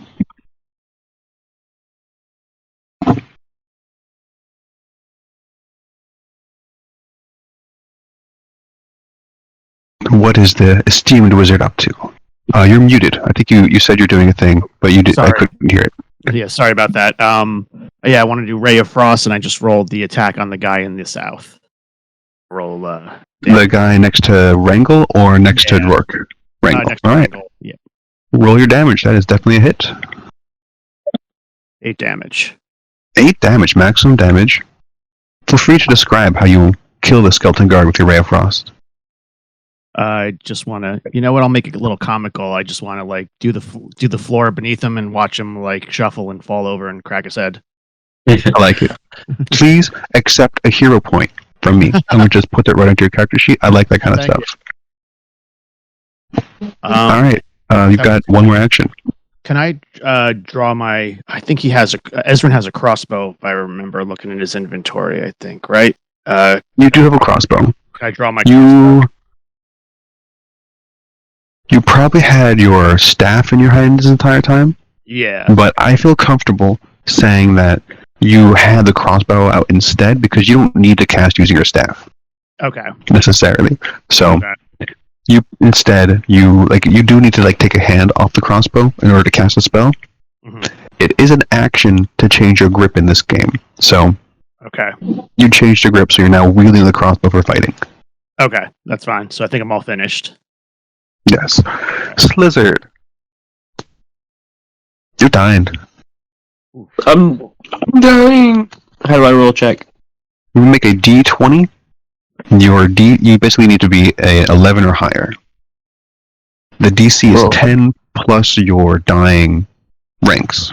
And you're dying 1 right now. I don't know what to do that means. So it's a D20 plus what? Just a flat D20. Alright. It's not letting me roll it. It's not like you roll. Let me try one more time. Yeah, it's not letting me roll. Alright, I'm going to ask you to get out of Foundry and come back in. I'm going to roll this for you. Alright. Because that seemed to fix it for York. You got an 11. That's what I said the DC was. So your character is now no longer dying and really wounded. You have self-stabilized as well. Got some pretty good luck on that. I'm dying! There's a skeleton guard. It's going to go all out on Drork. Scimitar. Oh, Critical miss. So it is going to attack him with the scimitar, and he blocks with the head of his maul, breaking the scimitar completely. It's going to follow up with its claw attack. Oh. And that's a critical hit. How's turnout? That was, yeah, the polar opposites. Yeah. Giving you 8 damage. It's going to try another claw attack. And miss. So, Jork's temporary hit points have really helped him so far in this dungeon. And it is Jork's turn. Alright. Am I still raging if, even if I run out of the temp hit points? I know some abilities work like that. Alright. Yeah, some do. But you were raging for 10 rounds is how it works. Okay. I'm gonna... So Ezrin hit this one to the south of me, right? Let's see. Ezrin hit the one by Wrangle. Oh, okay. Alright, in that case... I'm gonna use... Where is it? Somewhere in here. I'm gonna use Demoralize, because I have some feats that help with that. These are mindless creatures because they're undead. Okay. Alright, then I'll just attack. Your character might not know that, but I'm telling you the player just to help save you that. Okay, I'll just attack then. Critical hit. Nice. Massive damage. You've destroyed another skeleton. Feel free to describe it. Alright, I'm gonna give this guy a good old, baseball grand slam knock to the head, and this kind of helmet will ring around on his skull. His brain can't do anything. He doesn't have one. Yeah, and then I'll kind of use that momentum, and I guess swing around and try and attack this one to the north for +2. Oh, Another wow. critical hit. Roll your damage. I'm rolling good. Alright. Not a great roll, but as I said before, it has a weakness to bludgeoning damage. You can talk about how this one dies too. I'll just say the momentum just kind of causes the skeleton to just kind of cave in with the attack. Just crumple. Good stuff. That's the end of combat. Alright. I'm going to get rid of your rage. I'm going to give you fatigue. Because that is what happens when you end a rage. And it just keeps you from raging for a minute or so. And if people don't mind, I'd like to put a 5-minute break into the game. Is that cool with you? That sounds great. Mm-hmm. Alright, so you should see it right there. Break time. Once you're back, cool. go ahead, hit I'm back, and then we'll all know we're back. So, see you in 5.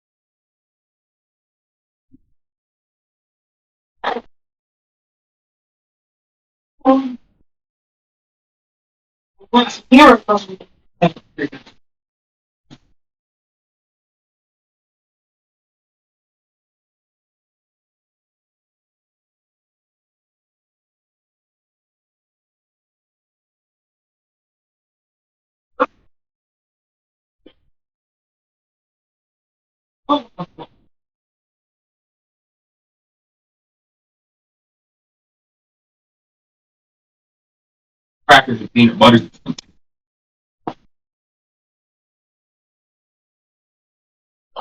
Hard. Ready computer for your switch.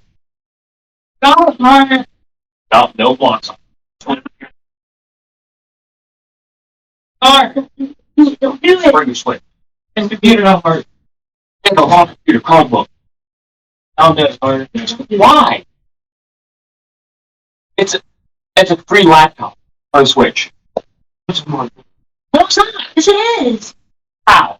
After the school's used it, yes. You get a Chromebook. After you've used it, I have used it. I had a computer. How long ago did you have that? I had it since junior year. I didn't bring it to class. It was 2 years old. Not even used. 2 years now. I think it's over one. Junior, senior. My bad. It's old for 3 years. I ain't used it once. The only one is stickers. The money. Okay, what about the computer? Oh, she's using it. It's all. Oh, what?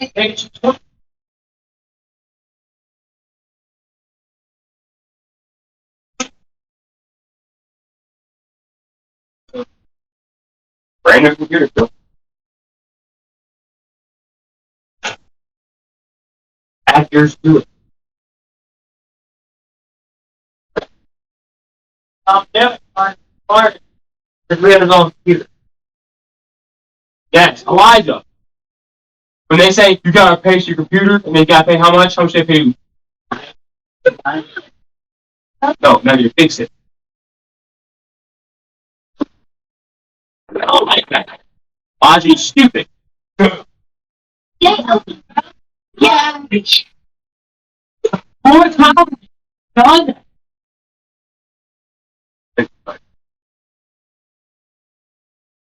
My second. Hold on.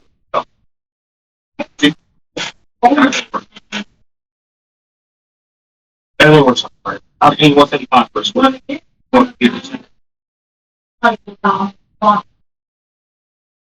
Why don't you look that much? I said the Chromebook runs so slow. You need internet, school internet, with 500 gigs actually.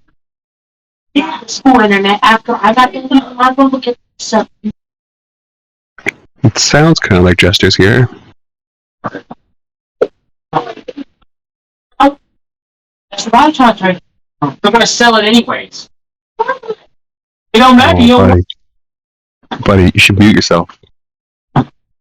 Probably said.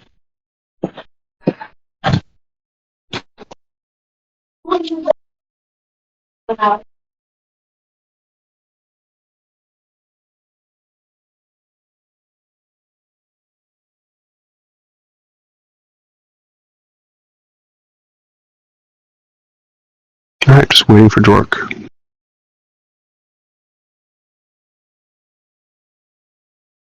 Oh, alright, everybody's here.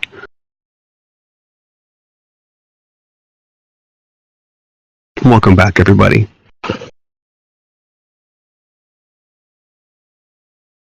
So the current situation is that Slizzard and Wrangle are unconscious, while Jork and Ezrin are conscious. So I really have to leave it up to Ezrin and Dork. What are you guys going to do?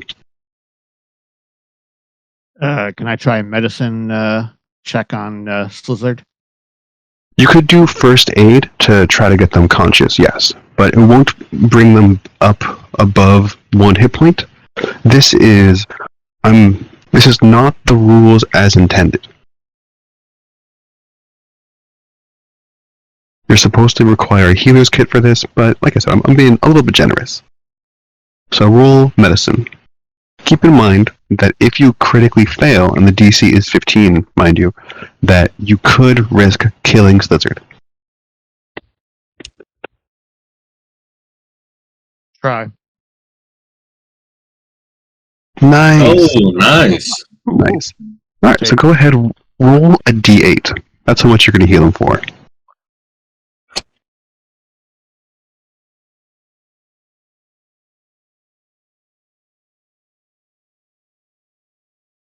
Any health is better than no health. True.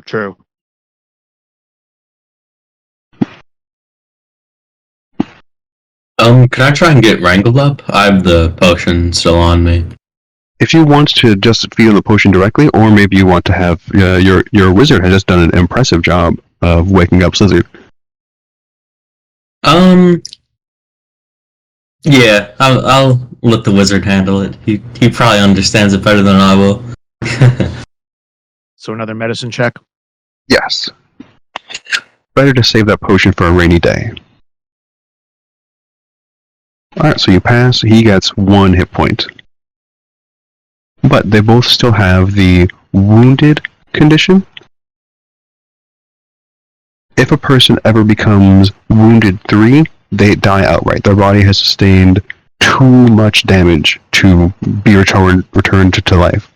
So just keep that in mind that you guys are slightly wounded right now.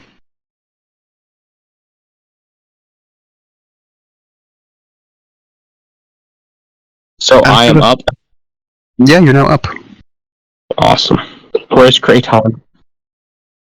As a summoner, you can take a full round if you want to re-manifest him. Alright, I'm gonna re-manifest them, but I'm What's gonna that? use the mineral wrappings, the bindings I got, and kind of convert them to him as he summons up. That's pretty cool. I like that.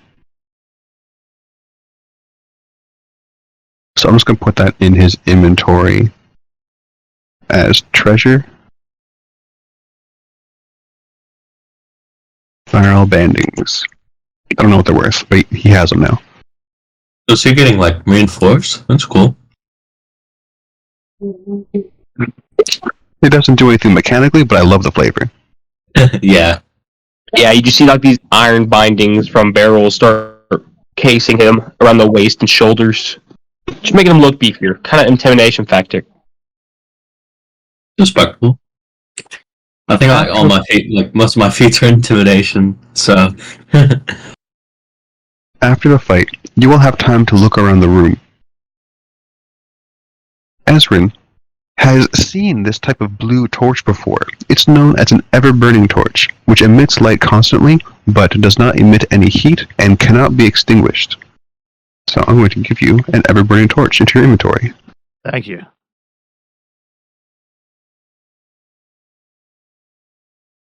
Just like that. Okay. Where else are people looking in this room?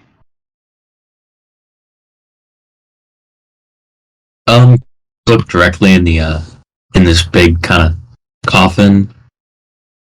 See if there's In anything there. out. You see that the skeleton appears that it was buried with something. I'm going to put this hand out so everybody should be able to see this. Show players. Was buried with... not that one. Sorry. Close that. I apologize.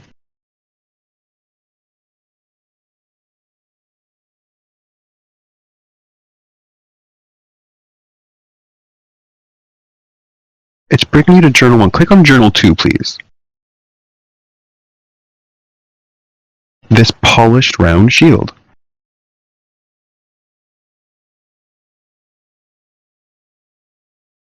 I'll take it out of the coffin and I guess maybe just kind of wave it in the air, see if anyone wants to claim it. Does anybody else want the metal shield? I'm alright.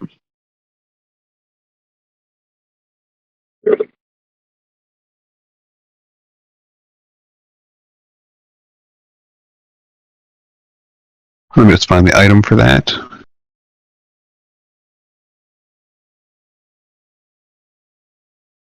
Question for you, Eli. What's up? So I'm reading my late spells thing in my Slizzard Summoner thing. It says I can spend one of my focus points, which I only have one right, to cast a spell through my Eidolon. One specific spell. You have the boost Eidolon spell? Or I can't remember if it's booster or evolve.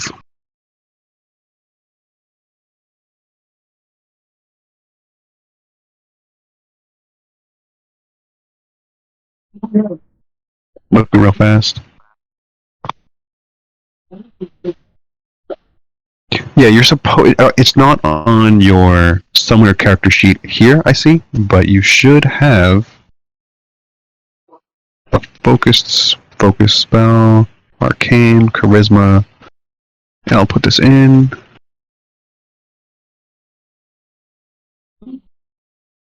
Eidolon. It is boost Eidolon. There it is. Right. What did that do? No, it's not boost Eidolon.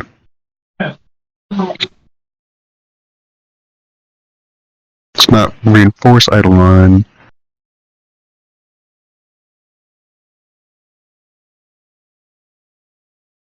This will take me just one moment.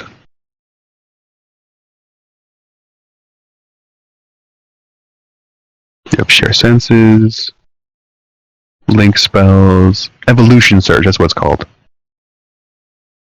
I was looking up Eidolon. Should have looked up evolution. There it is. So it doesn't do a huge amount at this level. Basically, you can give your Eidolon a bonus to its speed. You can make it amphibious, so it can breathe underwater. And yes, your construct needs to breathe air. Don't think about it too much. Or you can give it the ability to imprecisely smell things. It gets the scent ability, so it can kind of track things by scent. Alright.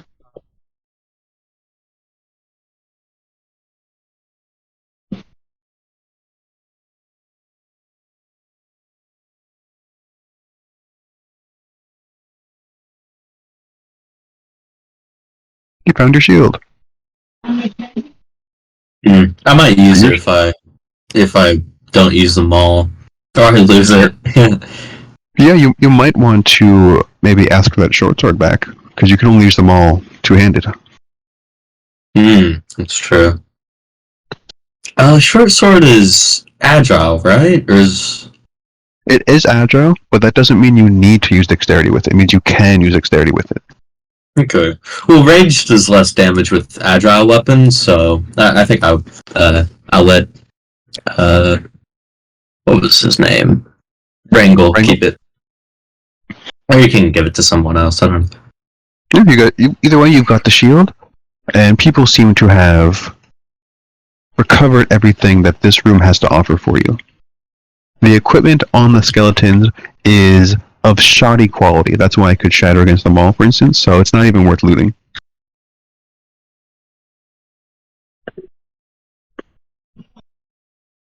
Where to next, adventurers? I'm guessing back down the hallway where we came from. There is no reason why your characters need to do this entire thing in one night. No, that is Some of true. Yeah. Some of you are suffering. It's not like you don't have like a gun against your head or anything. We do. I do have a bedroll and rations, so So gone. Yeah, most of us have been beaten up pretty bad. Yeah, we can take a slumber. Alright, so Yeah, you could I'm fine do with a that. long rest. To do a long rest, open your character sheet, and then on the, near your hit points, there's a little bed. It says rest for the night. I'm going to click that for Slizzard. You do not heal everything when you do a long rest in this game. You restore your hit points equal to your constitution modifier times your level, I believe is what it is. Either way, it's going to do it automatically. And then you also restore all of your focus points and spell slots as usual. You all take an 8-hour rest. I'm going to remove a ration from everybody. I don't see rations on Dvork. That's fine. No, I spent my money on armor and stuff. So, is anybody going to offer rations to Dvork? Otherwise, he's going to be very hungry. you can have Yeah, one you of can mine. have one of mine. All right, I'll say thank you. That was Ezra who said that? Yeah, give him one of mine.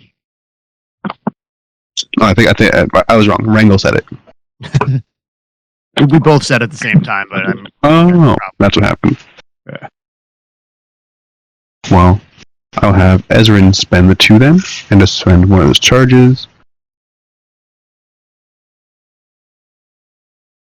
And I'll do it for Slizzard as well. Alright, so you're all better off, although not fully healed just yet. What's next? Is my light spell gone, or it's still It there? would be gone, but we can say you cast it again if you want. Okay. All right. Yeah, that works.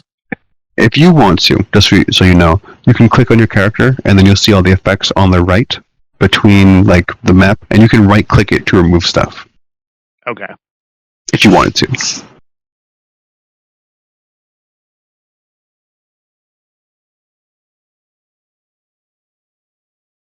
You should be wounded. That also reduces your wounded by 1. Alright. People are no longer wounded and dying and all that stuff. Continuing. Ezrin is leading the charge.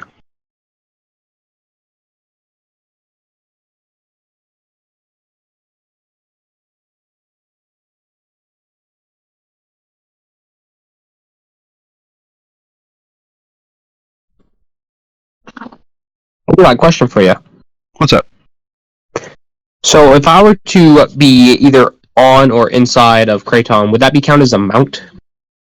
It would count as a mount. He does not have the mount trait, so it kind of cancels out your benefit from like sometimes getting 4 actions in a combat. I paused the game just to ask if people are continuing down the main path or if they're addressing this ledge that you noticed before. Holy shit!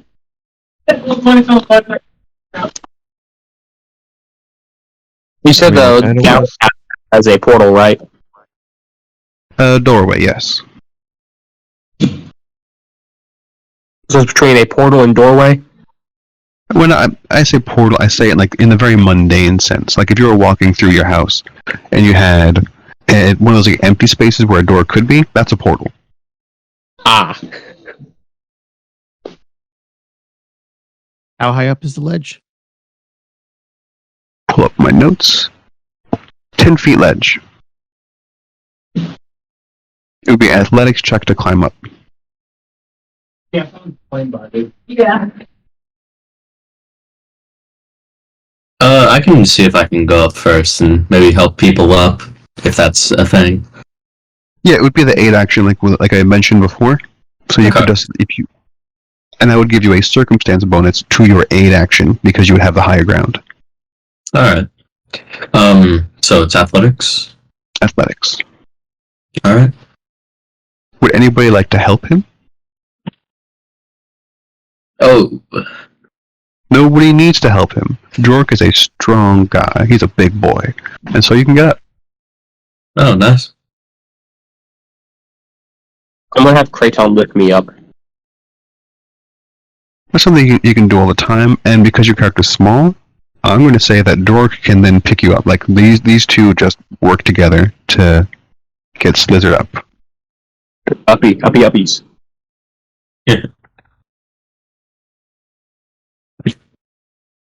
I'll try to get up. If anybody can give me a hand, I'll take it. Dork, are you going south? Or, like, the ledge was where I was putting you. Oh, okay.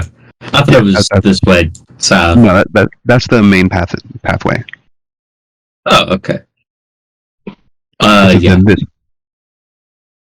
Roll, that's, whoever's rolling for the next to go up. Even Ezrin can do it. This is easier to climb than the other one was because it's not as damp. Alright, Kraton's gonna try it. Here's the thing. Kraton doesn't need to try it because Slizzard can just unmanifest him and then remanifest him up here. Oh, dope. Bam. Just like that. It's kind of like a summoner hack. Wrangle, your turn. Come on, don't be a loser. We all did it. Jork, you were the first one here.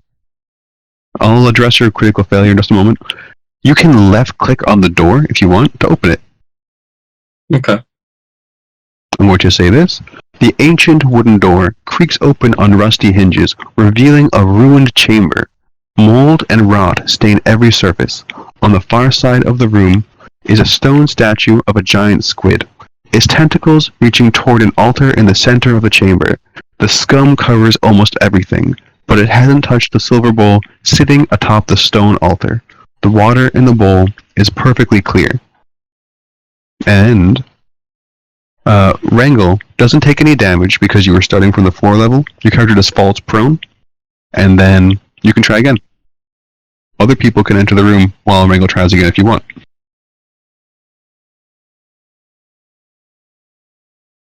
Nice. This time, Wrangle gets in.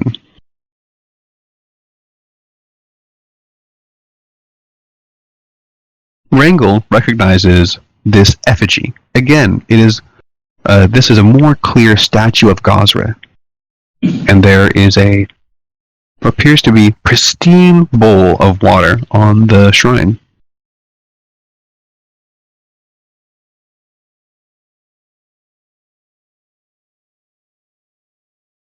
So we definitely shouldn't touch the bowl. I kind of want to touch the bowl. I want to see how, I guess, clean it really is. I feel like Kraton should touch it. Oh yeah, I guess. We're doing a first come first serve on this. All right. I'll. What would it be if I just want to try and see if like the water's tampered with, or if it's like dirty or anything? Would it be like medicine? Sounds like a crafting check to me. Crafting. All right. Yeah, it's okay. Wrangle knows that Gosra is a good god, and good gods in this game are known for their healing ability, while evil gods are known for their harming ability. Can I get the crafting check too? Yeah, you can make a crafting check. With the 12, you can tell that this is definitely clean water. Okay. I'll take a sip. Why not? I'm going to roll this 1d8. Oh. I didn't mean to do that first. Force Lizard. Anyway, as he sips, he enjoys it, and he drinks deeper, and he heals 5 damage. The bowl is not any less full than it was before. Now, make a Fortitude saving throw. Uh-oh. Oh, wow. Your character feels the ocean's waves crash through your stomach, and your character becomes sickened, although you did heal. Okay. It's like when you drink too much water and you jump on a trampoline.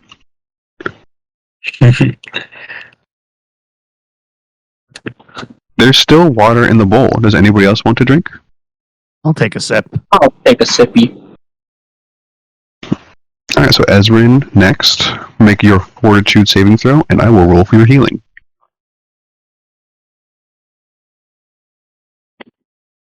You are also sickened. Sickened is, and you heal 5. Sickened is going to be a -1 to your armor class. And almost all of your d20 rolls and spell DCs for the next hour. Can I try and break that freely right now? What do you mean break that? It says you can spend an action to recover. That's for the normals. I'm using this sickened because it's the quickest way just to make the math work. Okay. It's actually a different sickened.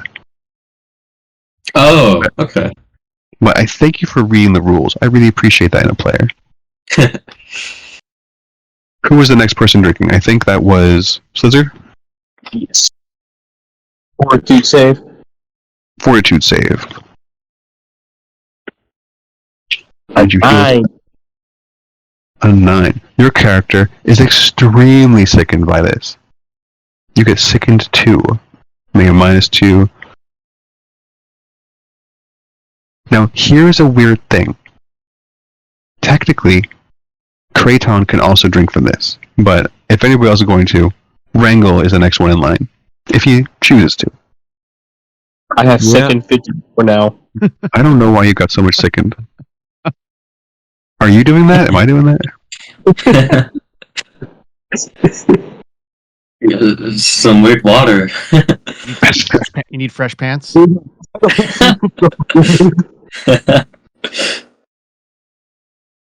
Are you drinking, Wrangle? Yeah. Make your Yeah, we- fortitude saving throw.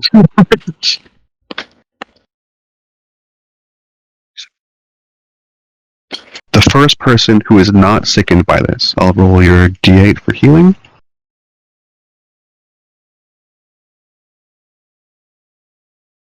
Really, I feel like Wrangle should start considering worshipping Gazra at this point. At this point, yeah. Instead of feeling sickened by the waves crashing through your stomach, you feel the power of the ocean surging through you. This means that if your character is critically hit for the next hour, you can turn it into a regular hit. Very nice. There's not an icon for that, so we just kind of have to keep it in mind. Okay.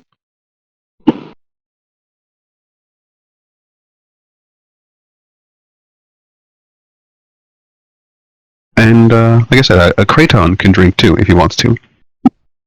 Nah. Wait, does he have any life person?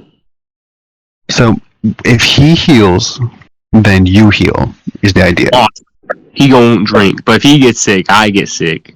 No, if he gets sick, only he gets sick. Really? You heal, yeah. So you heal for 3 more, and make a fortitude saving throw for him.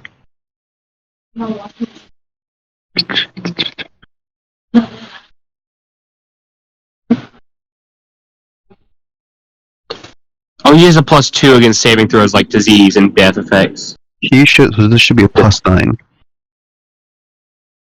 Oh, it was in his thing I was reading. Yeah, because of his construct heart. Yeah. His fortitude is normally a +7. You get to use this, good call, +9 rather than +7. I can't roll the dice. Weird. I'll do it for you.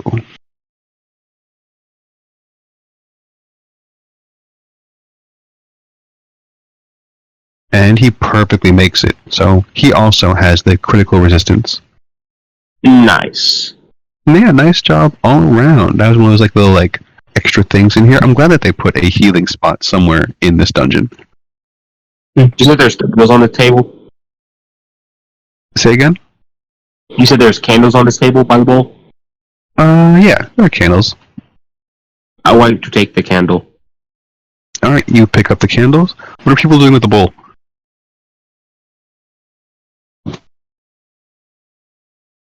I think we should leave it where it is. Yeah. Don't tempt All right. fate. You all leave the bowl. As Slizzard and Kraton exit the room, the candles dissolve and then reappear in the shrine. I don't think I'll notice that as I'm leaving. Well, I think they're pretty big candles, so you'd at the very least feel the bulk in your package disappear. I'm like, whoa. And then, for the sake of speed, I'm going to say people can just get down this cliff by helping each other. Teamwork. Go ahead, click on that door to open it. I think so. You try to click on Yeah, yourself. I got stuck in the door.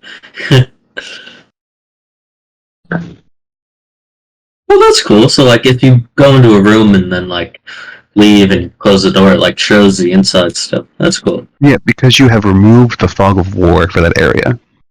Mm.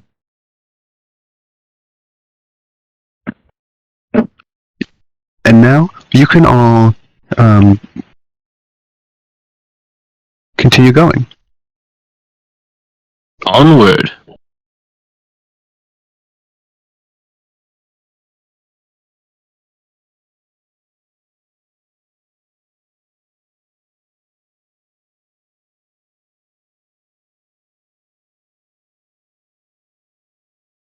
pausing.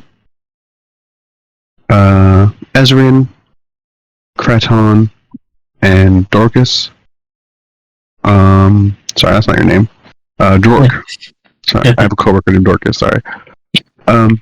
This large room looks like it was once a storeroom for a building above.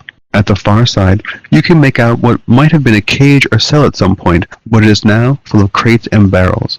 4 lizard-like creatures, the size of human children, are clustered around the door to the cell, trying to pry it open. Drork recognizes these as the same type of creatures he found in a bundle in the spider's webbing. Mm. Can I use my Eidolon to give me his senses and stuff and what he sees and feels? I thought he was carrying you. Oh, I didn't say that earlier, but sure, yeah. You didn't, so I was just like, oh, it's just Kraton. Yeah, so Kraton was the one moving. So, now, combat. Uh-oh. I'm going to reveal these monsters. I thought you meant they were inside the cell. No, they're trying to get into the... Oh, Alright. okay. Everybody, roll initiative. The skulls are the hardest dice to read. Oh, never mind. That's not me. There's one that's like scaly, and it's like impossible. It's one of the random ones. That must be the dragon skin for scales. I still cannot roll. You can't roll at all? No, I'm clicking the roll button and it just would not roll. That's weird. I mean, at least you couldn't do that for initiative. Yeah, you've got owner rights for Slizzard. Do you have Slizzard selected? Did you left-click Slizzard? Did you, I guess, regular click them? There we Got go. the amber? Now try to roll. I clicked Kraton, but I don't know if it did anything. Let me move these guys. It should. Oh, here we go. Yeah. So that's what it was. You had to select Slizzard. So you're at 13.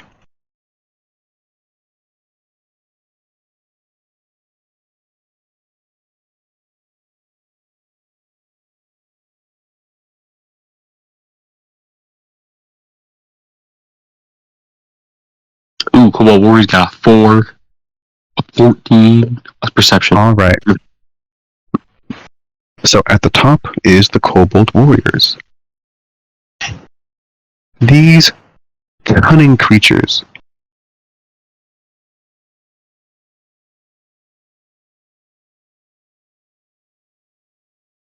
scurry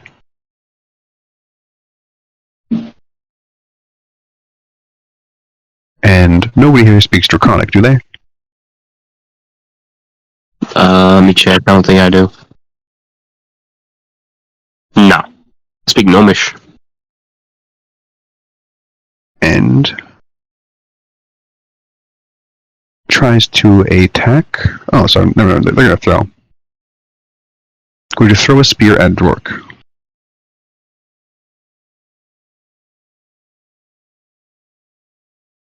Miss. And then it uses its next action to try and scurry behind here for cover. Begin. Next one. Very similar tactic. Throw one of its spears. They each have 2. At Drork. This one hits. Doing 6 damage. And then it is going to scurry with its friend. Next up is Wrangle. If I can get myself to a spot where I can see these guys. There we go. 15.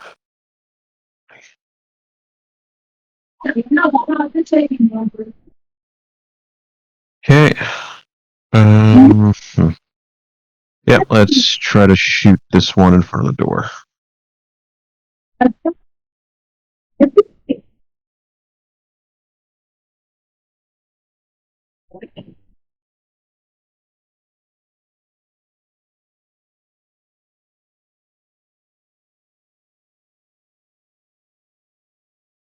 Not bad. He takes the damage, nearly bloodied. Next action. And I will take my last action to reload. Slizzard and Kraton. With a long rest, do we get any spell slots back? Yeah, you got your spell slot back. Alright. So, I'm gonna look at the one that is, I guess, furthest to the barrels. And I'm going to use points on it. The one that Wrangle just attacked? Is that the one with the little green dot above it? Yes. The one to the left of it. One to the left. Okay, yeah. I was going to discourage you from using your spell slot on an enemy that somebody else attacked, just because like you might overkill it. So yeah, go. I will open this up. Left thing is Death Touch. I'm gonna use Draw Ire because it causes mental distress on them.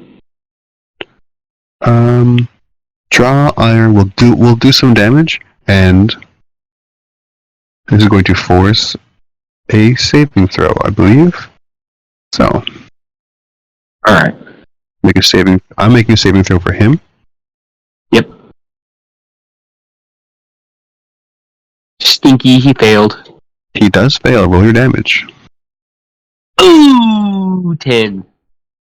What does it look like when your psychic damage defeats him?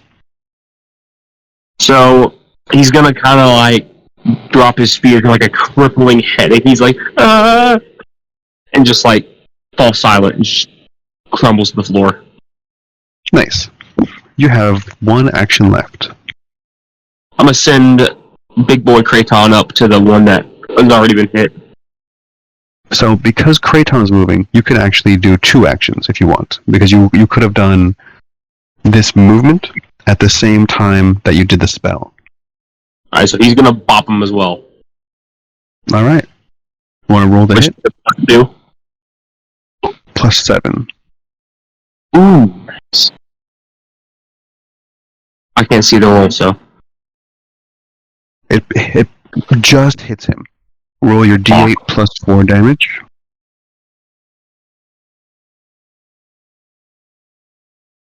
Is that a lot? I can't tell. It's 5 damage. It's the perfect number. You did the sorry, I didn't mean to hurt Dork, my bad. Whoa! Hold the horse. There we go.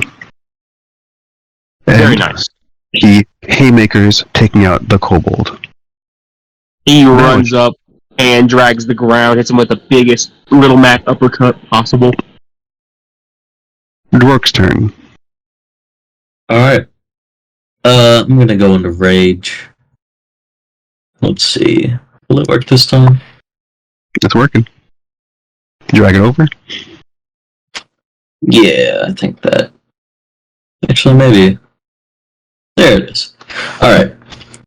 And then I'm going to. I'm gonna start it in charge. So it's just move and attack.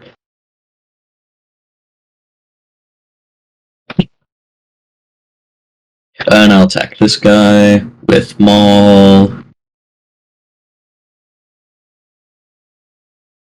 Ooh.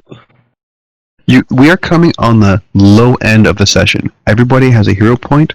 Hero points do refresh at the beginning of the next session. If you want to use a hero point, you can right-click that roll and hit re-roll using a hero point. Sure. Yeah, I'll do it. Nope, that's not it. Sorry, would you say re-roll something? Right-click it, and it would be re-roll using a hero point. Oh, okay. That's better. It's a hit.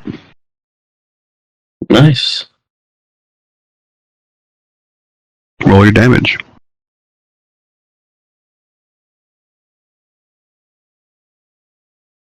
Because of your incredible rage, that is enough to kill it. Please describe that. I'm gonna say he's He's running up with momentum after he rages, and he just kind of whams and brings the kobold warrior kind of up with the attack. Just kind of flings it off in the distance. Awesome. Ezrin, you're next. All right, let me just check the distance. He's 35. All right, so I'm going to move up a couple spaces, and I'm going to cast Ray of Frost on the remaining guy. All right. Roll your attack. That's a miss. All right, can I use one of the hero points? Yes, you can. Just right-click your roll. Re-roll with hero point.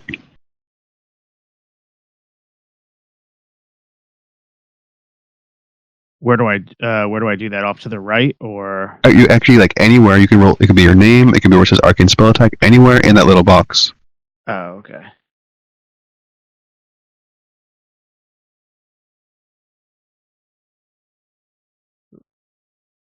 Not. Here, I'll just re-roll the.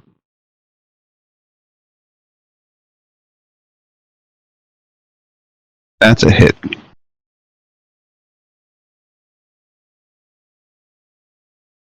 Six, and I'm done.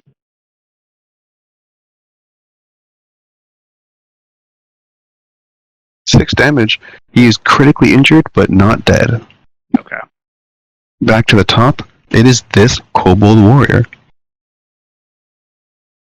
He is going to scream something in Draconic, and then rush forward and use his second spear to try to skewer Dork.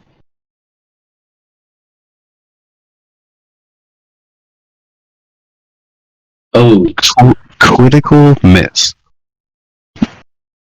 After throwing his spear past Jork into the rubble, it then is going to double genuflect, throw its hands on the ground, and definitely give the most pitiful sight as it comes back up, both hands together, pleading in what is clearly a beg for life. Wrangle's next.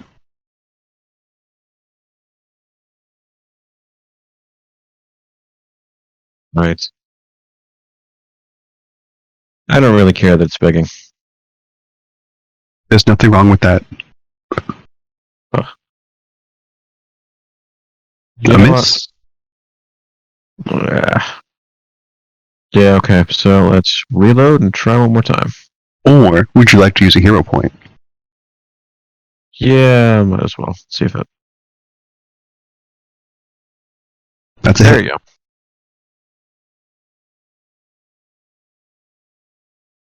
And you give the killing blow on this kobold, which you can describe.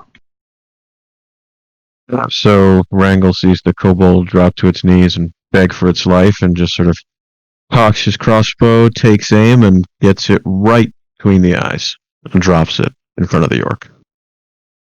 It falls down dead. The combat is over. It's with a And so, sword for a shout out mercy. and so to the south, you see the locked area, and then to the north, you see there appears to be a smooth stone door.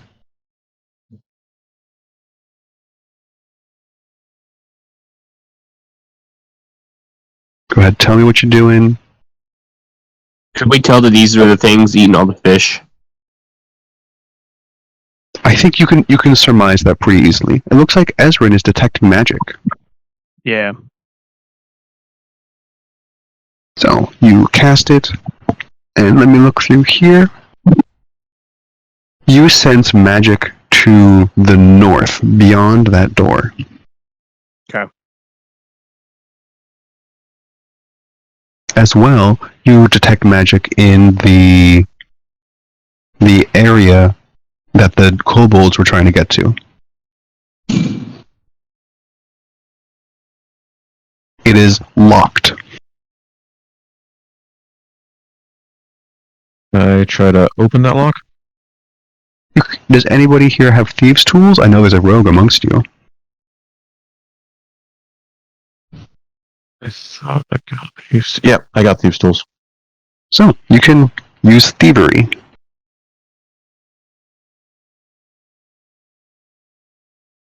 All right. Nice. Nice. You opened it, and your character definitely gets first dibs.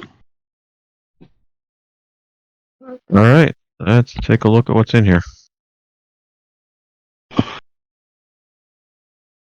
Some of the kobolds are carrying dried fish stolen from the fishery, while the treasure in this room is behind the locked steel cell.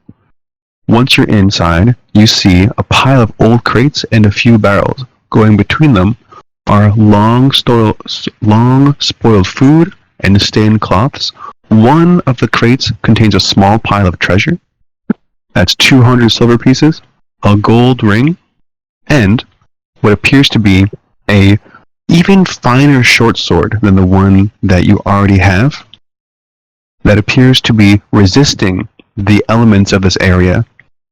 Ezrin can detect the magic on it.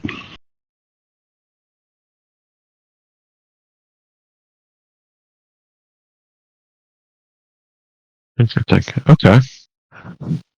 Well, no one wanted the other sword, so I guess I'll hang on to that one. Is there anything odd about this ring, or it's just a fancy gold ring? It's a fancy golden ring. Huh?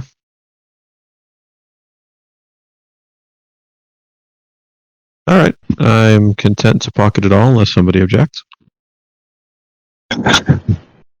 It's all yours.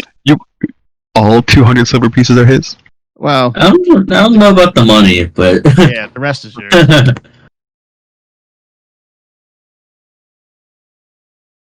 So what I'm going to do is this game has a nice feature where I can just distribute the coins to everybody.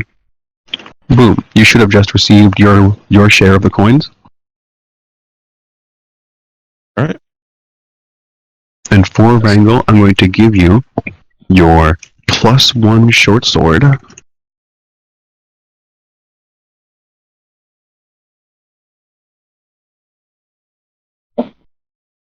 Normally in this game, you have to spend time identifying it. I'm hand waving it. You have the +1 short sword.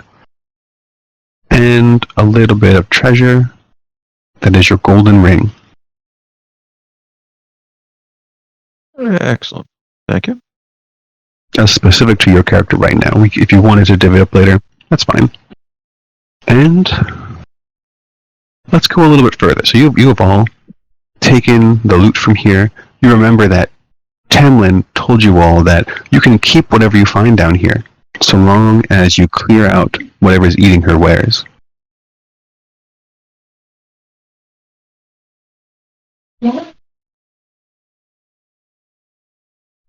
Loot in the barrels and stuff That has been done. for the bindings. Oh, right. Go ahead, roll crafting. Ready?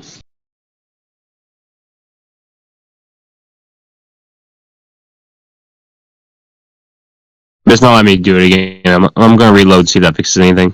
Did you click on Slizzard? I was just moving him, so I thought I did.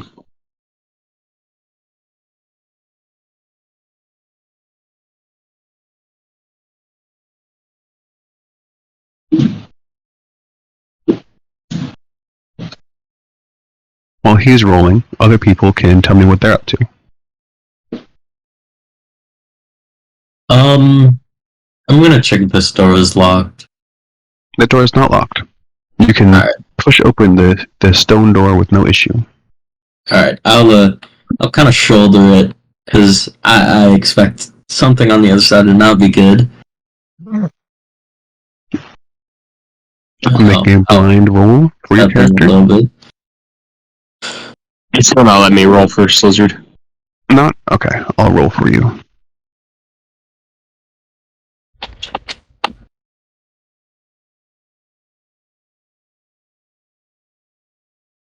Most of these bandings are too tarnished for you to recover much, but you do get one more. Very nice. One more for the heap of junk that is Kraton.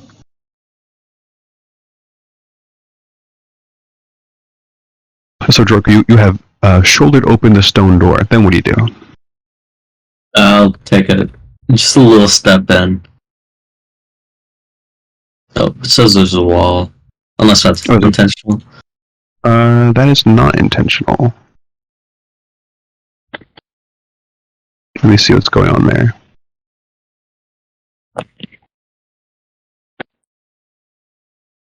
No, I just have to delete this wall, that's all.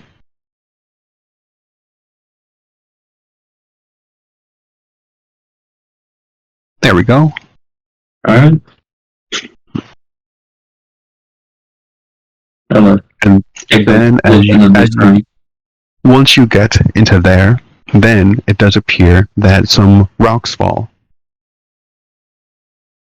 Uh-oh. I don't like rocks fall. Let's roll 1d20 plus 8. Is Oh, a 19, which does hit Dvork, causing a d8 in damage. Dvork takes 3 damage as the ceiling caves in slightly and conks him real hard in the head. I'll definitely take a step back then. It doesn't appear that you reactivate the traps or anything like that. How do people respond?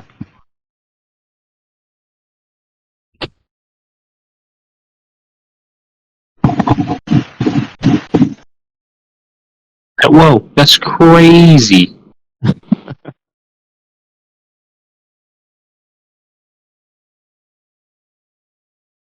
Anybody able to look for traps in case there's more? That does seem like a rogue's job. It is. I didn't want to viciously Alright. stereotype. So what you should do is this is a blind roll. So click the little secret perception check button on your sheet.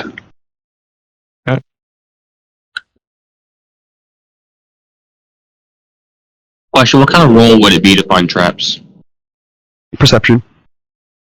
A secret yeah. perception. Because it's a secret, I'm going to go ahead and roll for you. You don't get to see it anyway, and you can't say anything right now. Yeah, I'm just short. Short and sickened. So your character, as he's looking around, gets dizzy and kind of falls over as he's looking around.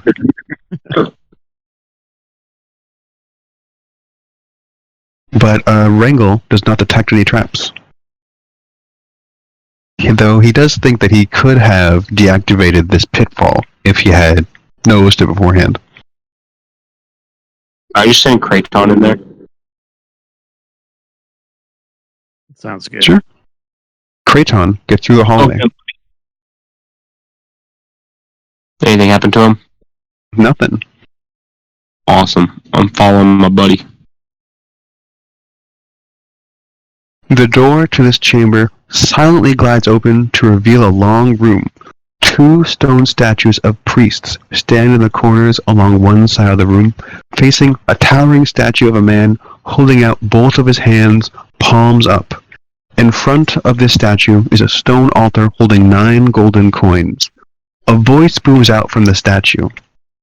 I'm going to say this, but I'm going to put it into the chat. Let me just make an actor real fast.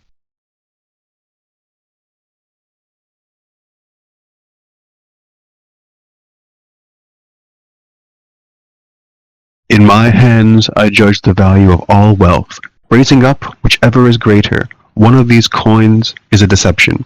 Find it using only 2 judgments and receive my blessing. You see the 9 coins on the table in front of the statue.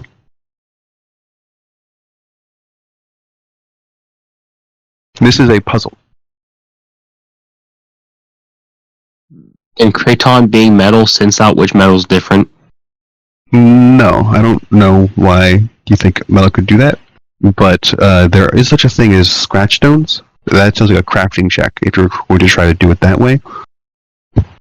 I would like to give a crafting check for that, yeah.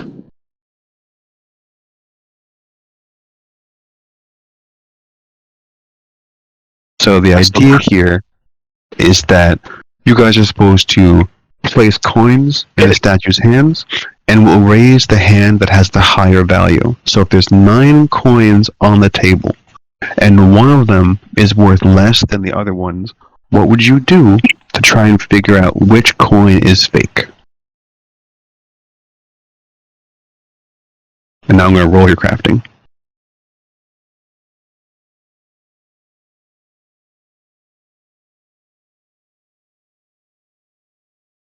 So 9 coins, 1 is fake. Yes. All right. Wait, so you said the one coin is less than the others? One of them is worth less than the other ones, although they all look very similar. They're 9 coins. Let's say they each say 1, 2, 3, 4, 5, 6, 7, 8, or 9. And as Slizzard tries to pick up each one and scratch them against the iron banding, they appear to all have the same hardness as one another. So you're not able to tell what's different that way. Can we tell difference in weight? You cannot, but it seems the statue is claiming that it can feel the difference in value. They all weigh the same in your hands. Alright guys, can I take a crack at this real quick? Sure. I would like to load 4 on one side, 4 on the other, and have 1 still in my hand. Which of these 9 are in each of these groupings? I see no groupings. I'm saying that we're just going to call them coins 1 through 9. Are you putting 1 through 4 in one hand, 5 through 8, 1 through and 4 then goes in one hand, then the middle one stays in my hand, and then the rest go in the other hand. I'm going to do a secret roll to determine which which coin is the good one. Okay. And so, it raises up the hand with coins 5 through 8. That means one of those coins is lighter. I'm sorry, I misspoke. It raises the other hand to say that the hand with 5 through 8 is of less value than the ones with. Let's say the left hand has 1 through 4, the right hand has 5 through 8, and so right now you know that 5 through 8 contains the fake coin.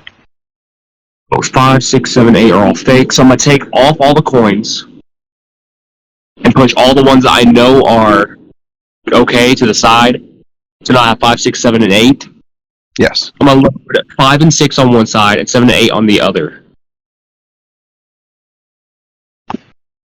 And so then it raises the hand with 7 and 8. 7 and 8 are real coins.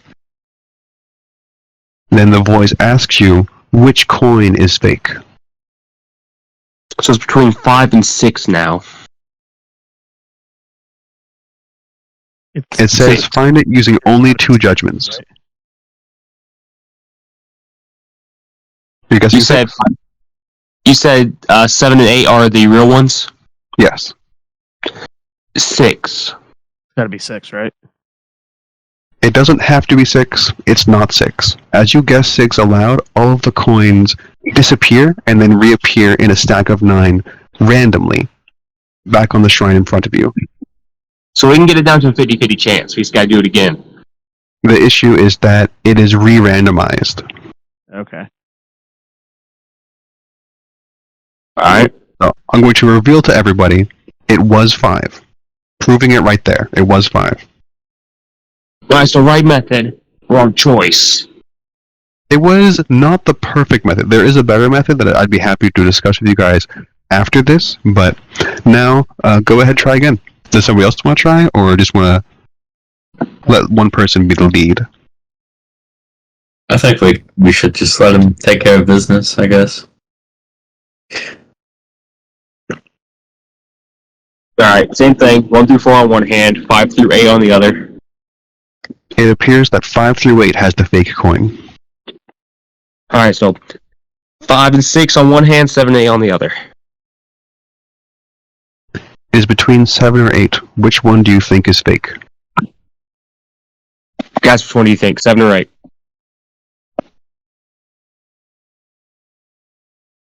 You choose.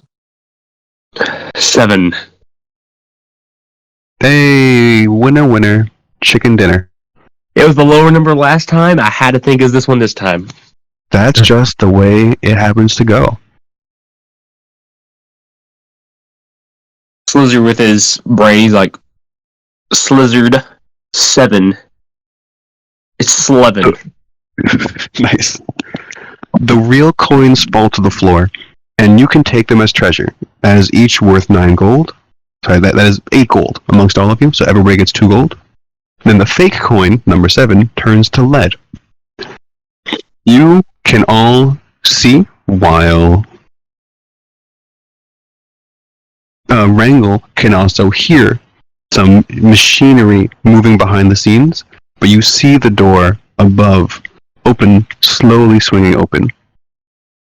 And the statue says, "You have earned Abadar's treasure and blessing." Can I keep the lead coin? There's no reason you can't. Let's go. So what's in this treasury?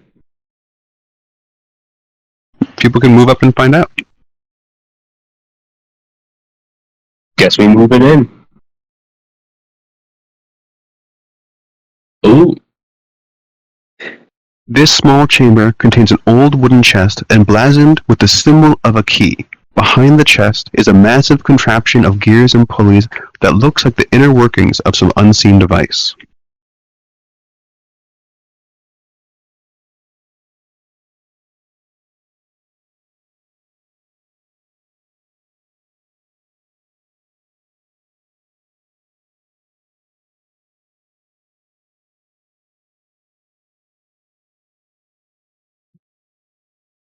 I'll let Ezra do it. He's smart, I think. He knows how things work. You want me to turn the device? Is there any way I can ID it or learn more with crafting or any other skills? Let's see here. Yes, it'd be crafting.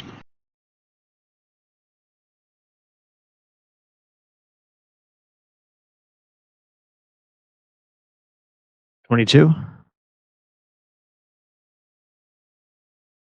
You realize that this mechanism seems to control a trap hidden in the area above, the area to the north of you. Also, while you're going through, you see a piece of parchment for the magic missile spell. You have a scroll of magic missile, Cool. and there appears to be a box containing a single emerald, as well as many coins, 214 copper pieces, 22 silver pieces, and 3 gold pieces. Nice. I'm just going to do this loot thing real fast, so you can just all have that money.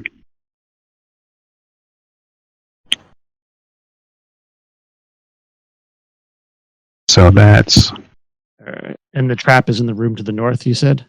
yes. So 8 gold from the puzzle, 214 copper, 22 silver, 3 more gold, distribute coins. That's such a good feature.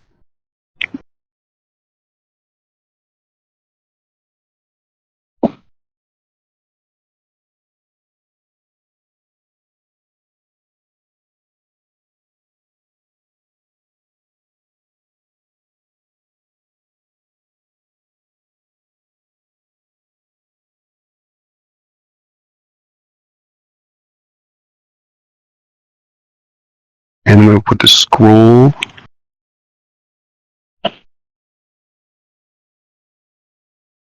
of a first level spell onto Ezrin. And I'm just going to mark it as magic missile.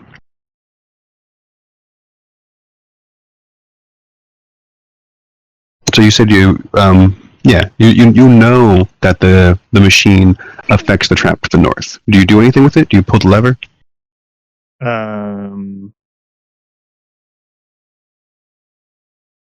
Yeah, why not? Is anybody in the room to the north?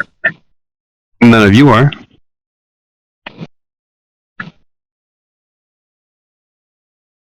Yeah, I guess I'll pull it, see what happens. If I hear anything Alright. in the north room. You pull it. Your soft, round human ears can't seem to hear anything except for the movement of machinery, while Wrangle's sharp, whisper elf ears does hear what sounds like kobolds screaming, like a quick ah! Through the stone walls. Oh. Wait, do that again. It does unpleasant things to kobolds. Let me try it again. You you pull it off and on. Yeah, just see if it'll There keep doesn't going. there doesn't seem to be any additional noise besides the movement of machinery at that point. Okay. Okay, one-time thing, I guess. So you guys are now near the end of this level. Because we're so close, I would like to push for a little bit longer just to like get that nice clean finish. People cool with that? Mhm. All right. So it's been a decent amount of time. I'm going to remove the stickened conditions from people. This also means that the critical attack resistance is gone as well.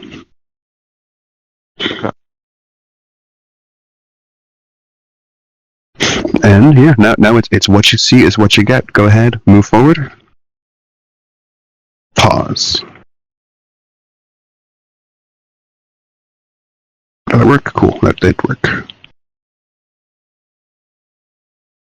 Just so like I can reveal the monsters, you know.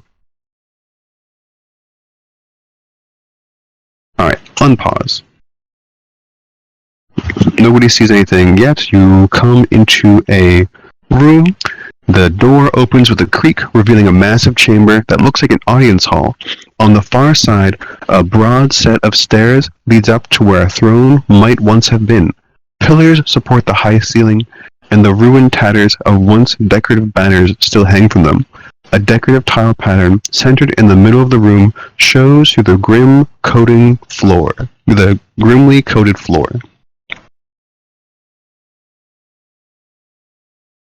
It looks like Dvork advances forward, and he sees one kobold laying in this central area with a large perforation through his body. The kobold. The kobold has a perforation, yeah. Okay. Can I like? I'm gonna throw my shield at him. Why not? Just I'm like just going see how he to- reacts. Yeah, so you throw your shield, and it's definitely dead. However, you give up any hope for a chance of surprise, and you hear draconic shouts from the east. Everybody roll initiative. Did the shield give it away? Yes. You threw a shield, and they're like, well, that's not normal. That's not our shield. Oof. I'm just going to roll it for Slizzard for the sake of speed. It'll take whatever it actually is. Sure. Begin encounter. A kobold warrior comes here and then throws his spear at Ezrin. Throws one of his two spears. Misses. And then he's going to hide behind... I didn't mean to move Ezrin. Hide behind that pillar. Slizzard, it's your turn. I am going to. I can't actually see any of them at the moment. No, you cannot. So I'm going to move you, if that's what you want to do. I'm moved. I can see him now. That one is dead. So Alright, do I see the one behind that column?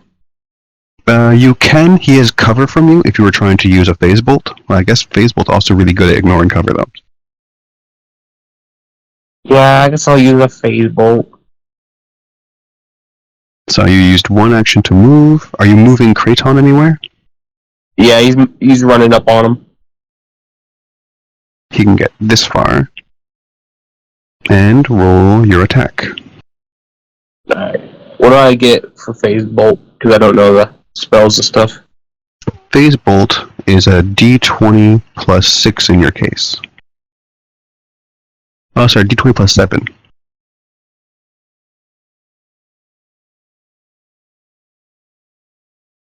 That's a hit, but not a crit, and it's a D4 plus 4 damage. Come on, no whammies. 6 damage. Nice. Critically injuring, but not killing the kobold. Let's see, what all can I do at the moment? That's it. Jork, your turn. I'm going to do some rage. Alright, got the status, and I'll sudden charge again. I'll meet up with this guy over here. I'm gonna give him a good old whack. Oh, maybe not. Critical failure. And you are now out of hero points.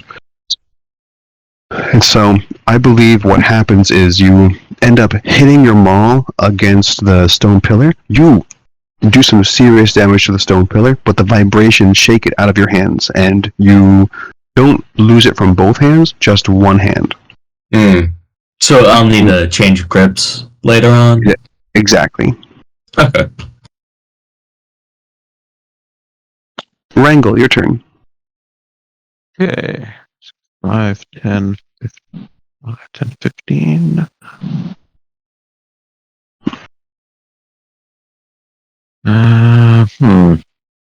It's only 2.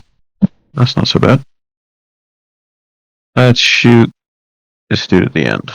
You can thank Ezrin for pulling the trap handle before. So that was why the kobold made the fun noise.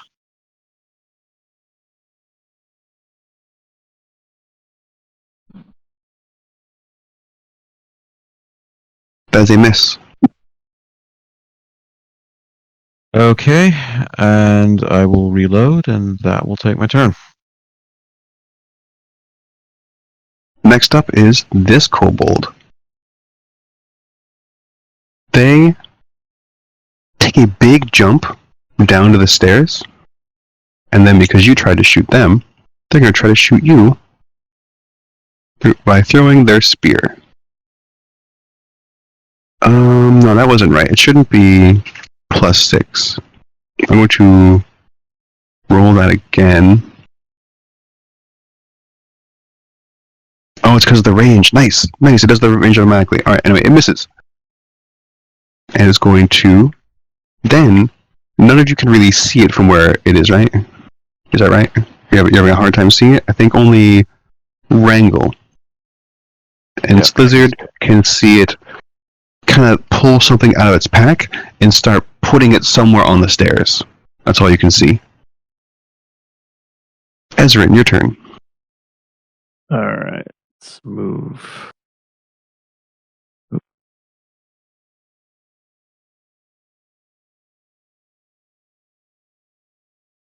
Alright, let me...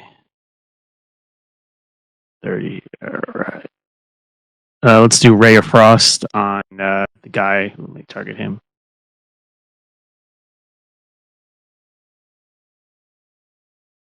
Make your attack. Ooh. That is a critical miss. Alright. That's not really a thing that would happen for this. I'm just going to say you miss. That's really all that happens this time. It's not like you can throw your spell away and like hit yourself. This just a miss. End of turn. Gotcha. This kobold warrior is going to try to attack Dork. It hits, despite all the odds. 3 damage to Dork, and then it's just going full slugfest on you, trying to hit you again. Critical miss. It loses its spear, and now it's going to try to basically paw at you, Mm. and it critically hits. Oh, wow. Can I use a hero point to reroll that? You cannot use a hero point on other people's rolls. Darn. If only. And just looking at its stats real fast. No, they do not put an unarmed attack on these guys, but it is a D4 plus 1.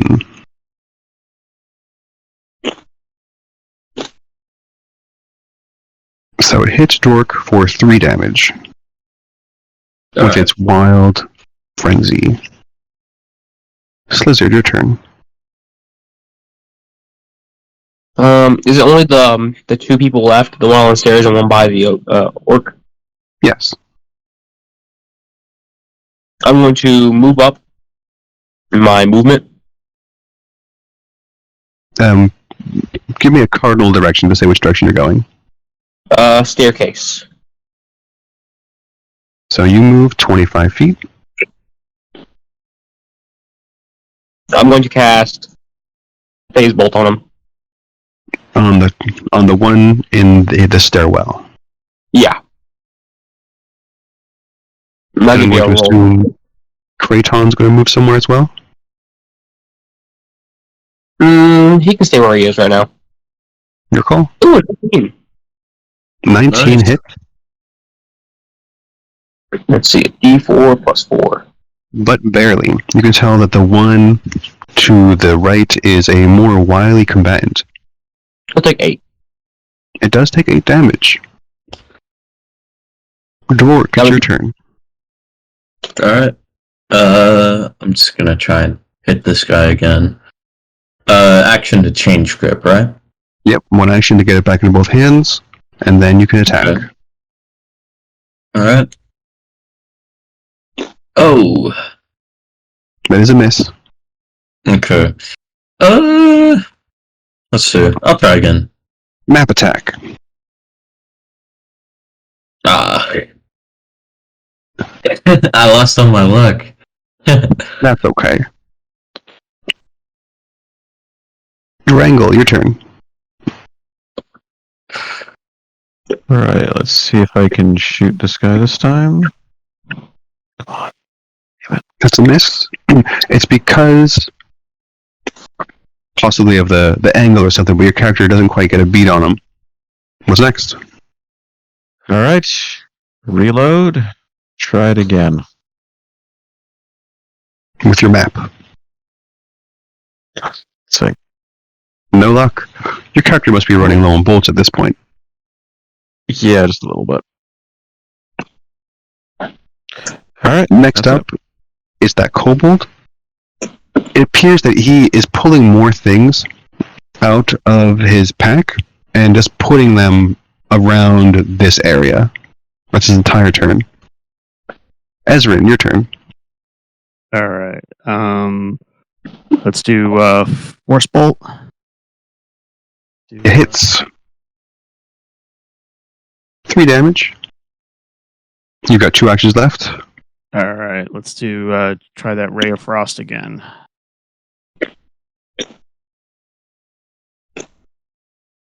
Misses. You know what? Let me use a hero point to reroll. All right. Yeah. Oops.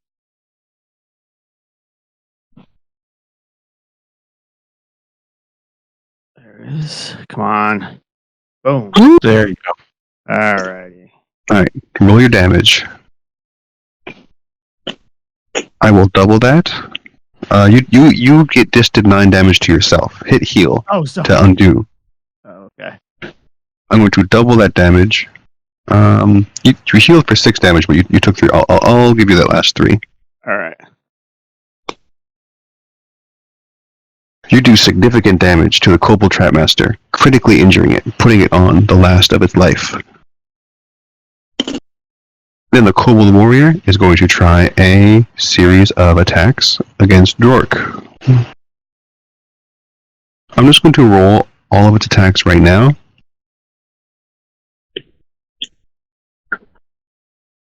It's a miss, and a miss. Nice. Done. Slizzard, your turn. Another bolt on him, on the stairs. Alright, roll. Alright. +7. How does I can't see it. Would you like to use a hero point? Sure. Roll this thing again. That's a hit. Nice. Roll your d4 plus 4. What does your phase bolt look like as it kills the Kobold Trapmaster? I'm gonna say he fires it kind of off shot, but it ricochets off the wall and goes back through the backside of this dude. Nice. Alright, next up is Gork. Actually, I'd like to move Kraton over to help the orc. Sure can. In fact, he can flank. So that's going to give Jorkin some advantages in the next round by flat-footing the enemy. Nice.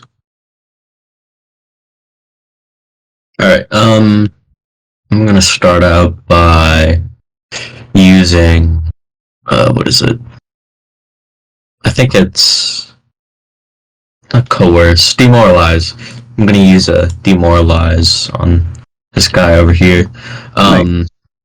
So it's intimidation, right? Yes. Okay. 15. It is demoralized. I will put that on him. Alright. So that's -3 AC with the flat foot, right? Yeah, basically. He's All right. frightened 1. Okay. And so I'm just going to attack him again. Alright. That's a hit. You didn't target him. That should actually be a critical hit. Oh, I thought it says I haven't targeted. Oh, you did say, but it didn't put in his flat-footed for some reason. Maybe because of Kraton's, but either way, that should be a critical hit. You do ridiculous 34 damage. Jeez. Feel free to describe as you home run this Kobold Warrior.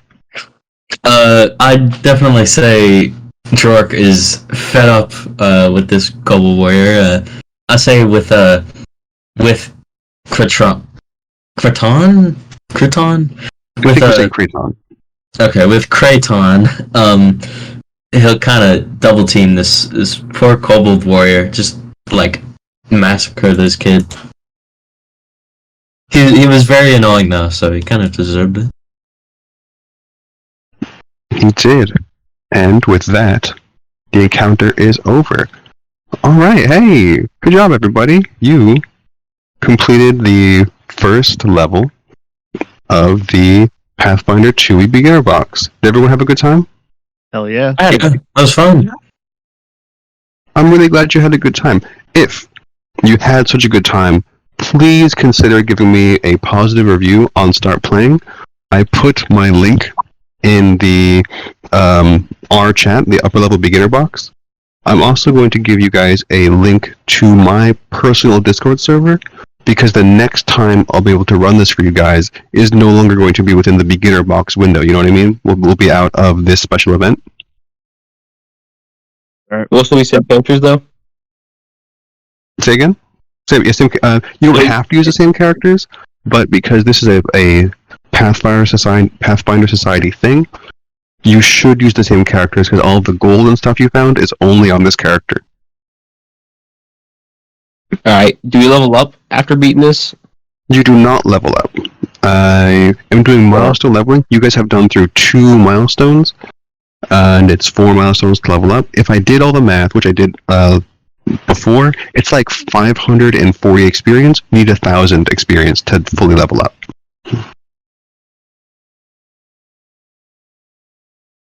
Alright. I'm just going to talk about this session a little bit.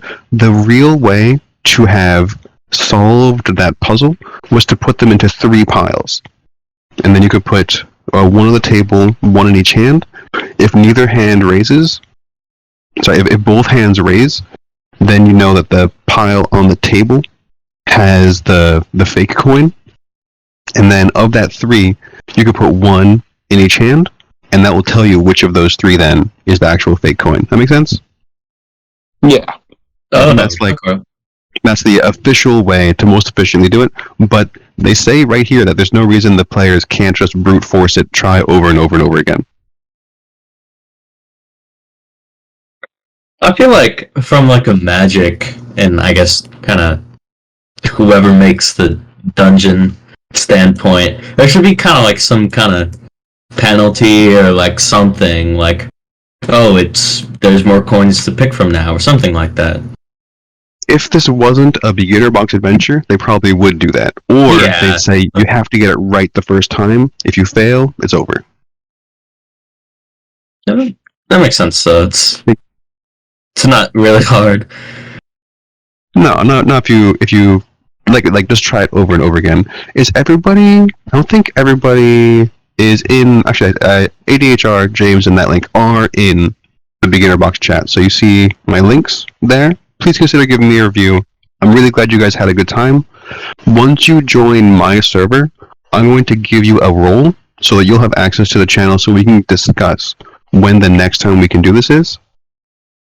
I admit that because I'm a professional game master, I'm actually already pretty fully booked for May.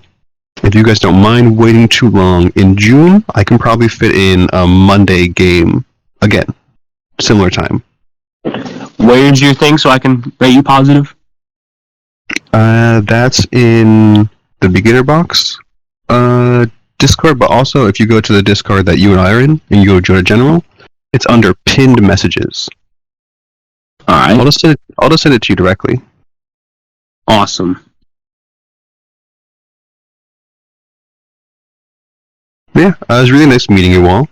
Great playing. I always like to show Pathfinder off to new players. I used to be playing in Tabletop Simulator a lot. In that you can flip the table. There's nothing like that in this one. So I'm just going to close the server. Yeah, please join my Discord so that we can continue this conversation another time. And otherwise, have a good night, everybody. Have a good night. Yeah, good night. That was fun. Thank you. Good night.